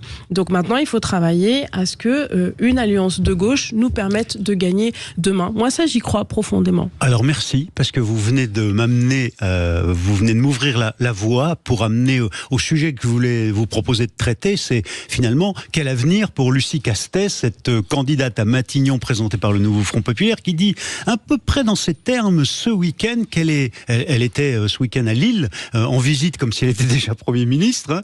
En tout cas, c'est pour mettre la pression sur le président, évidemment, pour qu'il la désigne. En tout cas, Lucie Castet disait ce week-end, il faudra bien faire des compromis avec tous les groupes, tous les autres groupes, sauf le Rassemblement national au sein de l'Assemblée. C'est-à-dire y compris peut-être avec LR, y compris peut-être avec... C'est nouveau, ça. C'est ce que vous êtes en train de dire aussi. Mais en fait, si vous voulez, je crois qu'une des grandes erreurs d'Emmanuel Macron, en tant que président de la République, ayant convoqué cette dissolution qui n'était pas obligatoire au lendemain des européennes, parce qu'il a perdu en vrai les européennes et qu'il s'est comporté en gamin pour y gâter. Bref. La réalité, c'est que ça aurait pu être l'occasion de dire au lendemain des législatives, on a une culture politique à faire évoluer. Ça se fait dans tous les pays européens, de constituer une coalition. Et une coalition, elle se fait pas sur un mode incantatoire. Il arrête pas de dire ça. C'est pas de dire, oui, enfin, en même temps, il ne fait absolument rien pour permettre à cette coalition de se constituer. C'est-à-dire qu'à partir du moment où tu poses comme condition préalable, c'est que mon programme et je suis pas prêt à discuter. C'est sans machin, sans truc, sans bidule. Ça, c'est ce que dit la gauche, ça. C'est ce que dit la gauche, mais c'est ce que disent aussi un certain nombre de macronistes. À partir de là, on a un problème. Le vrai sujet, c'est de dire quels sont dans chaque groupe politique, et moi je mets de côté évidemment l'extrême droite, quelles sont dans chaque groupe politique les conditions préalables à une discussion commune, et puis ensuite on se met autour de la table et on voit ce qu'il est possible ou pas de faire ensemble. Et c'est à ce prix-là qu'on peut faire avancer le pays. Mais je crois vraiment qu'il va y avoir un avant, là aussi, et un après cette dissolution. Il faut qu'on fasse évoluer notre culture politique. Parce que le président monarque Macron, je crois qu'on peut tous se le dire, moi personnellement, je n'en peux plus, je peux plus voir sa tête. Je crois que... Vous êtes formidable parce que vous votez formidablement en touche. Je vous ai proposé de parler de Lucie Castet et vous me répondez Emmanuel Macron. Et donc pour revenir à Lucie Castet, Lucie Castet est une femme brillante. Elle a travaillé à la ville de Paris auprès de la maire de Paris et actuellement elle est directrice des affaires financières. C'est une jeune femme intellectuellement extrêmement brillante. Maintenant, est-ce qu'on peut être candidat pour être Premier ministre et est-ce que ça peut se faire sur la base d'un programme rigide, on va dire? Son discours a évolué. C'était tout le programme je salue le fait qu'elle le dise et qu'elle dise qu'effectivement il va falloir faire des compromis. C'est à ce titre-là qu'on peut avancer. Alors coalition, on l'appelait de nos voeux depuis quelques jours ici dans Mettez-vous d'accord, Noémie ou vous-même, vous la voyez venir cette coalition, alors elle est en train d'évoluer puisque la candidate à Matignon de la gauche nous dit compromis. La candidate à Matignon de la gauche, Lucie Castet, est infusible dans le cadre d'un jeu de dupes. Tout le monde sait que même s'il y a demain un gouvernement du Nouveau Front Populaire, il sera immédiatement, il va immédiatement tomber parce qu'il y aura une motion de censure. Ça, c'est assez clair là-dessus. Pour revenir sur cette coalition du Nouveau Front Populaire qu'on a appelé l'alliance de la carpe et du lapin. Parce vous l'avez appelé comme ça. Je l'ai appelé, d'autres aussi, d'autres analystes l'ont aussi appelé comme ça, parce qu'il y a des différences fondamentales. Mais je vais vous passer la parole. Je ne parle pas pour vous faire plaisir, navré, Jean-Luc. Il y a des différences fondamentales au sein de ce groupe. Sur des questions comme le nucléaire, sur des questions comme Israël, c'est une alliance, si vous voulez, de circonstances. Oui, ils sont pas du tout d'accord. Garder des postes pour éventuellement former un gouvernement qui de toute façon ne va pas tenir sur le long terme. Il y a des fractures très importantes. C'est une alliance de circonstances pour des postes et il me semble que certains ont renoncé à leurs valeurs pour pouvoir rejoindre cette coalition qui de toute façon ne tiendra pas sur le long terme. Jean-Luc, vous êtes d'accord sur, ne serait-ce que sur les trois sujets qu'on vient de traiter, le nucléaire, Israël et puis aussi par exemple les salaires, vous êtes pas d'accord là-dessus? Clairement, il y a des oppositions. Je crois que sur les salaires, il y a un très large accord. Le nucléaire, par exemple, l'énergie. Existe-t-il une autre coalition issue de la campagne législative pouvant exister et n'étant pas sous la coupe potentielle d'une non-reconnaissance très vite au niveau de l'Assemblée nationale. Il n'en existe pas d'autre. Alors, réponse d'Alex Darmanin. Celle du centre mou. Ouais, on ne sait pas. Malheureusement, pour vous. Mais avec qui, Alex? Entre LR et les macronistes, il y a même des bruits. Ça fait 240 personnes. Non, mais attendez, ils seront plus nombreux. Hein. Ça sera pas 140 personnes, ça sera 160 députés d'Ensemble Horizon, plus 60 au moins de LR, ça vous fait 220. Ça fait que 220. Ouais, il y aura sans doute quelques socialistes, sociodémocrates qui pourront se détacher du nouveau Front populaire. Enfin, ça, c'est la stratégie macroniste. Hein, mais en tout cas, il y a une possibilité d'alliance, il y a une possibilité de coalition d'un centre mou. 240, ça fait plus que 190. Vous n'aurez pas de majorité absolue. Jean-Luc a raison, quoi qu'il arrive, le pays, entre guillemets, est bloqué. Mais franchement, Jean-Luc, au lieu d'avoir ce discours, ayez, je dis pas vous, hein, mais en général, la gauche, ayez du courage, quoi. Actez vos différences. Je veux dire, en Angleterre, ils l'ont fait. En Angleterre, là où c'était ultra compliqué. Ils ont viré les gauchistes, ils ont été réélus. Mais bien plus dur que chez nous. La situation était bien plus compliquée. Ils l'ont fait. Ils ont fait le ménage dans leur propre camp. Ils ont viré leur Mélenchon, Corbyn. Et ils ont gagné. Le système anglais n'a rien à voir avec le système français. Si vous voulez, mais en tout cas, ça c'est vous qui le dites. Et en tout cas, ils ont fait leur ménage et ils ont réussi à gagner et aujourd'hui à pouvoir diriger. Quant à dire que il y a pas d'autre majorité aujourd'hui que le nouveau Front populaire, excusez-moi, mais ça y est, on a payé. On sait que la politique c'est un métier. Ça fait 7 ans qu'on paye. On nous amène une candidate première ministre qui n'a jamais été élue, qui, alors, sans doute a toutes les qualités du monde pour gérer. Non, mais c'est vrai, pour gérer certains domaines. Les finances d'une ville endettée. Non, mais ça, c'est un mauvais procès. C'est arrivé il y a un an. Arrêtez de dire des parce qu'elle n'est pas endettée, la ville. Mais non, mais c'est pas le sujet. C'est quel niveau d'endettement. Non, mais pardon, excusez-moi. Et l'État, il n'est pas endetté peut-être. Et toutes les collectivités locales ne sont pas endettées. Donc c'est normal. Écoutez, aujourd'hui, comment est-ce qu'on finance? C'est pas question de la tradition ou pas. Alors je veux bien, encore une fois, pardon, mais je veux que ça s'arrête. En fait, ça suffit en permanence de vouloir taper sur la ville de Paris. Franchement, c'est vraiment très très pénible. Alors moi, il y a la Cour régionale du compte. Non, mais je réponds quand même parce que cette espèce de petite blague systématique sur Paris. Ah oui, d'accord. Et le niveau d'endettement de l'État, 300 milliards d'euros, est-ce qu'on peut en parler? Et le niveau d'endettement de toutes les collectivités. La vraie question, c'est comment est-ce qu'on finance quoi et avec quels moyens? Alors, je reviens à Lucie Castet. Pardon, mais oui, mais vous faites une blague sur la ville de Paris. Elle a été nommée il y a un an pour diriger les finances, donc je pense qu'elle a aussi hérité d'une situation dont elle n'est pas forcément responsable. Mais au-delà de ça, la Cour régionale des comptes a juste salué la qualité de gestion de la ville de Paris. C'est le plus haut niveau de dotation du côté des agences de notation privées. Je rappelle quand même Standard & Poor's, etc. Je relancerai pas là-dessus parce que c'est pas exactement ça. Mais invitez-moi quand vous voulez et puis on en débat. J'ai aucun problème avec ça. Vous êtes invité. Sur Lucie Castet, qui était notre sujet, mais on peut continuer sur celui-là si vous voulez. Non, c'est vous qui l'amenez sur la table. Je vous réponds. Non, je veux juste pas laisser dire. Non, ce n'est pas vrai. Non, ce n'est pas vrai. Ce n'est pas vrai. Je vous réponds que ce n'est pas vrai. C'est l'argument de la ville de Paris depuis toujours. Lucie Castet, il y a eu un conseil national il y a eu un conseil national du Parti socialiste jeudi soir, et dont certains au sein du parti ont contesté le choix par Olivier Faure, le patron du PS, de Lucie Castet, en disant que c'est pas la ligne du parti et que c'est incompatible. Qu'est-ce que ça vous inspire?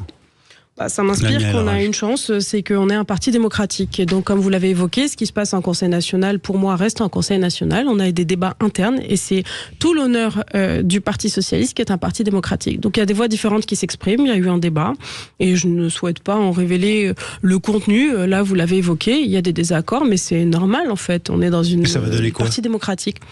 Pour l'instant, ça donne que Lucie Castet a été désignée comme étant la candidate du nouveau Front populaire pour être première ministre. Elle est dans une tournée d'un certain nombre de villes, etc., pour aller à la rencontre des Françaises et des Français. Après, je rappelle quand même que c'est le président de la République qui désigne son Premier ministre, à qui il donne mandat pour constituer un gouvernement. Donc on va voir quelle décision va prendre Emmanuel Macron après sa décision irresponsable de dissolution juste avant les Jeux. Et si les compromis qu'appelle de ses voeux pendant le week-end, qu'elle appelait de ses voeux pendant le week-end, Lucie Castet, pouvaient aller jusqu'à LR ou aux centristes de Ensemble, des macronistes, vous pourriez gouverner avec eux, vous, personnellement, par exemple, si on vous proposait d'entrer dans un gouvernement avec le LR et avec, pourquoi pas, en tout cas, des membres de Ensemble? En fait, on en revient à ce que je vous disais tout à l'heure. Je ne pense pas que la question doive être posée désormais dans ce sens-là. Et c'est là où on a une responsabilité collective. En fait, c'est pas tant avec qui tu as envie de gouverner, mais Mais pour gouverner, pourquoi ? Pour raconter quoi ? Donc c'est quoi le programme ? Si les LR sont d'accord avec l'augmentation du SMIC à 1 600 € et globalement l'augmentation du niveau de salaire, parce qu'on est quand même aujourd'hui dans une situation d'inflation et de difficultés du quotidien compliquées. S'ils sont d'accord avec l'abrogation de la loi sur l'assurance chômage, qui pour moi est absolument indispensable. S'ils sont d'accord avec les propositions qu'on peut porter sur la loi immigration, écoutez, à partir de là, je vois pas pourquoi on pourrait pas gouverner ensemble. Mais de toute façon, il faut d'abord qu'il y ait un cadre de discussion sur gouverner pour faire quoi, pour raconter quoi, quel est le projet. On va revenir dans Mettez-vous d'accord sur un autre sujet là, la situation au Proche-Orient et ses conséquences sur l'ensemble de la région, l'affrontement entre Israël et le Hezbollah. Tout de suite dans Mettez-vous d'accord. Sud Radio. Sud Radio. Parlons vrai. Parlons vrai. Sud Radio. Parlons vrai. Sud Radio, les débats de l'été, 10h-13h, Thierry Guerrier. Mettez-vous d'accord avec nos invités. On continue la discussion hors micro. Et on n'était pas d'accord sur la ville de Paris, vous l'avez compris, avec Lamia Aragé. Et donc on va organiser bientôt un débat là-dessus. Voilà. Ce sera avec plaisir, puisqu'on n'a pas les mêmes arguments, et peut-être qu'elle a raison et que j'ai tort, enfin on verra ça. Lamia Aragé, donc, qui est adjointe à la maire de Paris, en charge du handicap, proche donc, du Parti Socialiste, Noémie Alioua, journaliste, Alex Darmon, journaliste, et Jean-Luc Benamias, militant de longue date écologiste. Alors, je voulais vous proposer tout simplement de réagir et peut-être de vous mettre d'accord sur ce qui engendre la situation aujourd'hui au Proche-Orient avec le risque d'embrasement. Frédéric Ancel, tout à l'heure, nous disait en direct à 10h10 sur Sud Radio qu'il ne croyait pas, lui, à une guerre régionale entre l'Iran, Israël et puis le Sud-Liban et le Hezbollah. Il n'empêche que les affrontements pendant le week-end ont mené à cet assassinat de 12 enfants druzes sur un terrain de football dans le nord d'Israël. Qu'est-ce que ça vous inspire, cette situation aujourd'hui, et est-ce que vous redoutez pire, Noémie Alioua? Je pense que Frédéric Ancel a raison. Malgré la gravité de cet événement, cela ne va sans doute pas provoquer l'embrasement généralisé de la région tel qu'on le craint déjà depuis plusieurs mois. Pourtant, en tout cas, ça arrangerait l'Iran et ça arrangerait Netanyahou. Oui, mais ça le maintient au pouvoir. Il y a un élément de contexte qu'il faut prendre, si vous voulez, dont il faut prendre conscience quand on parle de ce sujet-là, c'est les élections américaines. C'est-à-dire que Israël a besoin des États-Unis si Israël souhaite partir en guerre, donc une incursion terrestre avec le Hezbollah si c'est au Trump, sud Liban.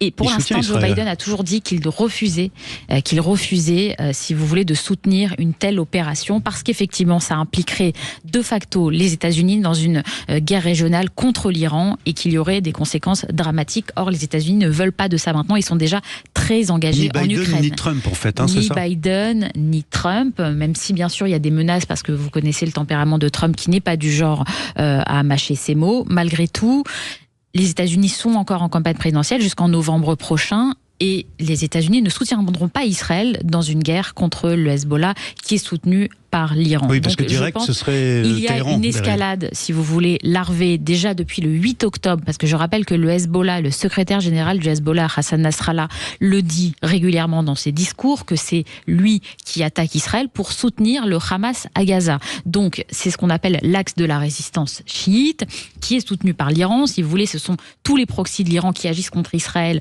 pour soutenir le Hamas à Gaza. Vous avez les Houthis aussi qui envoient régulièrement des roquettes. Vous avez des milices chiites en Irak, en Syrie, le Hezbollah au sud du Liban. Toutes ces troupes-là attaquent régulièrement Israël, qui doit se défendre sur plusieurs fronts. Et toutes ces troupes-là sont organisées par l'Iran. C'est pour ça que s'il doit y avoir une guerre, elle aura lieu avec le Hezbollah et indirectement avec l'Iran et le régime des Mollahs. Je pense que vous n'avez pas répondu à mon objection. Il y a deux acteurs dans cette affaire qui sont d'une part les Mollahs iraniens, mais aussi et surtout Benjamin Netanyahou, Premier ministre israélien, qui se maintient au pouvoir, notamment avec la guerre. Et donc là, ça l'arrange, au fond, cette surenchère. Il doit y avoir des élections normalement dans 4 ans. Maintenant, après le 7 octobre, il y a eu des sondages d'opinion qui ont montré que la population israélienne considérait que le Premier ministre était responsable, qu'il était responsable de ce qui s'était passé, qu'il devait en porter la responsabilité et qu'à ce titre, il fallait avancer les élections. Pour l'instant, ces élections n'ont pas encore lieu. Si elles ont lieu demain, personne ne sait ce qu'il en sortira. Les centristes sont sortis de la coalition. Sachant que c'est un régime justement à coalition à majorité, si vous voulez, absolue, oui, mais qui implique toujours une coalition des partis nationalistes, orthodoxes, religieux. Qui lui permet de tenir pour l'instant. Etc. Qui lui a permis de tenir depuis 25 ans. Jean-Luc Benamias. À part une petite parenthèse au milieu, mais... Qu'est-ce que vous inspire la situation au Proche-Orient ? Ça m'inspire que je pense que on n'a pas une grande maîtrise de tout ce qui se passe là-bas. Vous oubliez ce qui se passe aussi, enfin vous l'oubliez pas, parce que chacun le sait.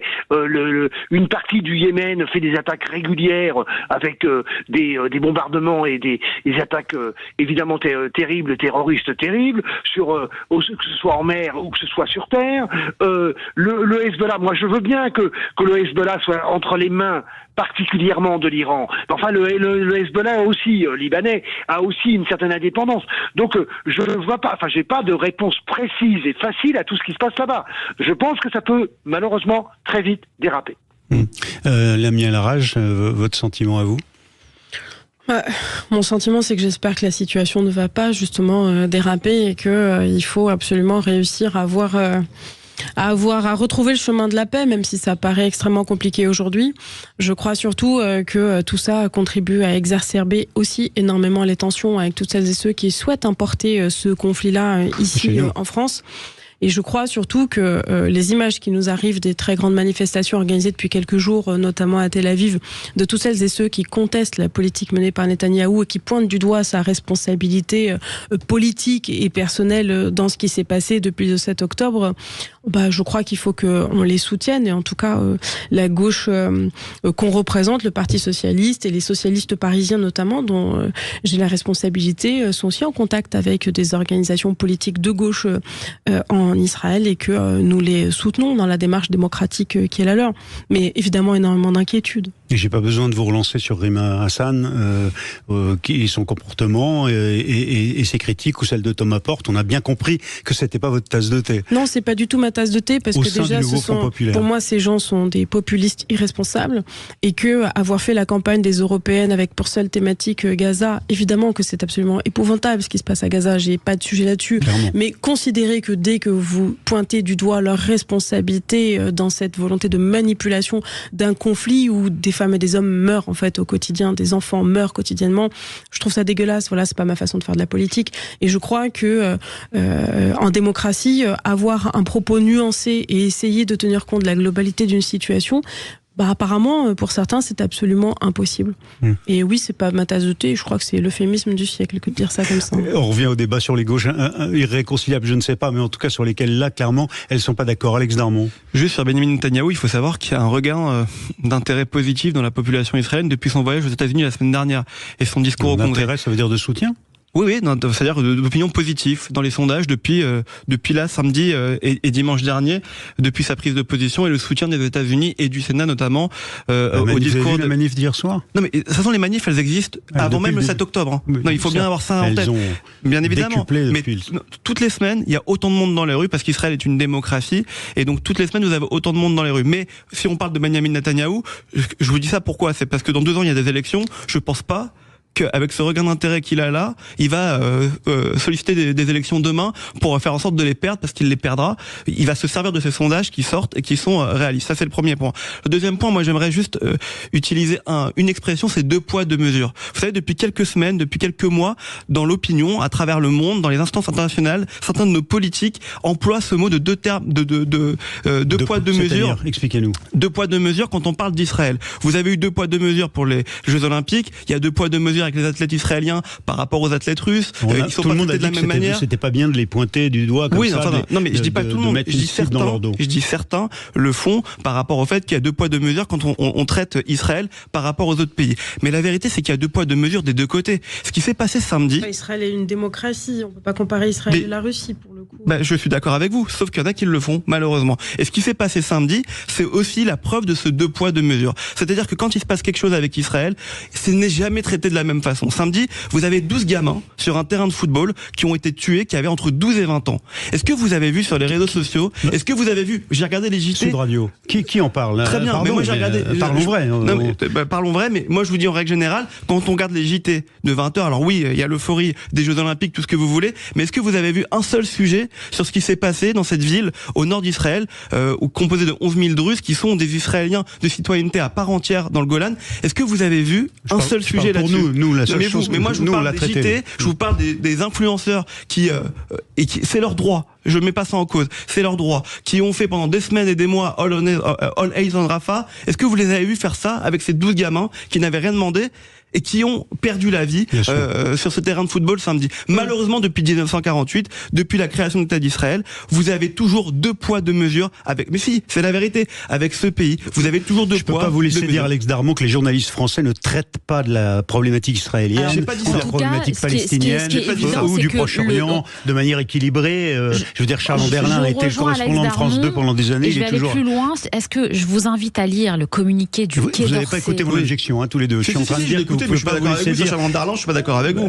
Si vous voulez qu'on parle de Charles Anderlin en 2001, quand il y a eu effectivement journaliste quelqu'un de tout à fait, un très grand journaliste qui d'ailleurs aujourd'hui ne tient pas les mêmes propos qu'il y a 20 ans au passage. Quand vous l'écoutez aujourd'hui, il avait quand même, c'était cette affaire du jeune garçon qui avait été assassiné et qu'on savait pas d'où la balle partait, abattu, et on savait pas d'où la balle partait, et tout de suite il avait pris position contre l'armée israélienne. Al-Dura, pour ceux qui veulent rentrer un peu plus dans le détail. C'est pour dire que non, ce que je voulais dire, c'est que les journalistes de la télévision et de la radio française traitent, pas toujours à 2 poids 2 mesures, mais traitent à égalité les problématiques. Noémie. Je vous invite à lire le communiqué du Quai d'Orsay, qui est quand même un exemple en la matière en termes de 2 poids 2 mesures, parce que dans ce communiqué, vous n'avez ni le mot Israël, ni le mot Hezbollah.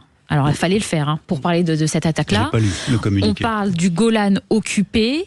On parle de la communauté druze, c'est-à-dire qu'il y a une atténuation, une euphémisation de l'événement qui est incroyable, avec une incapacité à reconnaître que le Golan a été gagné par Israël au cours d'une guerre. C'est parce que le ministre est démissionnaire qu'il tient plus ses troupes. C'est incroyable. Je vous invite vraiment à lire ce communiqué qui est un exemple. Je pense qu'il faut le donner dans les écoles de journalisme pour comprendre comment on peut, si vous voulez, triturer une réalité à partir d'un changement de mot. Jean-Luc, le dernier mot. Tradition gaulliste, de la position gaulliste par rapport à Israël et tout cela. Juste un dernier mot. C'est une des raisons techniques. Alex, franchement, on arrive au bout là. Non, mais allez-y, Thierry. Non, mais il y a une explication technique à ça. C'est vrai que les diplomates français s'inscrivent dans la tradition entre guillemets pro-arabe du gaullisme depuis l'époque. Il y a une partie du monde arabe aujourd'hui qui est pro-Israël. Il faut quand même voir le changement de monde. Il y a eu les accords d'Abraham, il y a une partie des pétromonarchies qui ont entamé des accords de paix avec Israël comme il n'y a jamais eu dans le monde. Malheureusement que nous soyons amenés à revenir sur ce sujet dans les semaines, peut-être pas au mois d'août, mais dans les semaines qui viennent sur Sud Radio, et ce sera peut-être un des débats quand vous retrouverez ici Valérie Expert. Merci Alex Darmon, merci Noémie Alioua, merci Lamia El Haraj, et merci à Jean-Luc Benamias, nos 4 débatteurs pour Mettez-vous d'accord ce matin. On se retrouve tout de suite après les infos avec la suite, et puis bien sûr les JO dans tous leurs états sur Sud Radio. Sud Radio. Sud Radio. Parlons vrai. Sud Radio. Parlons vrai.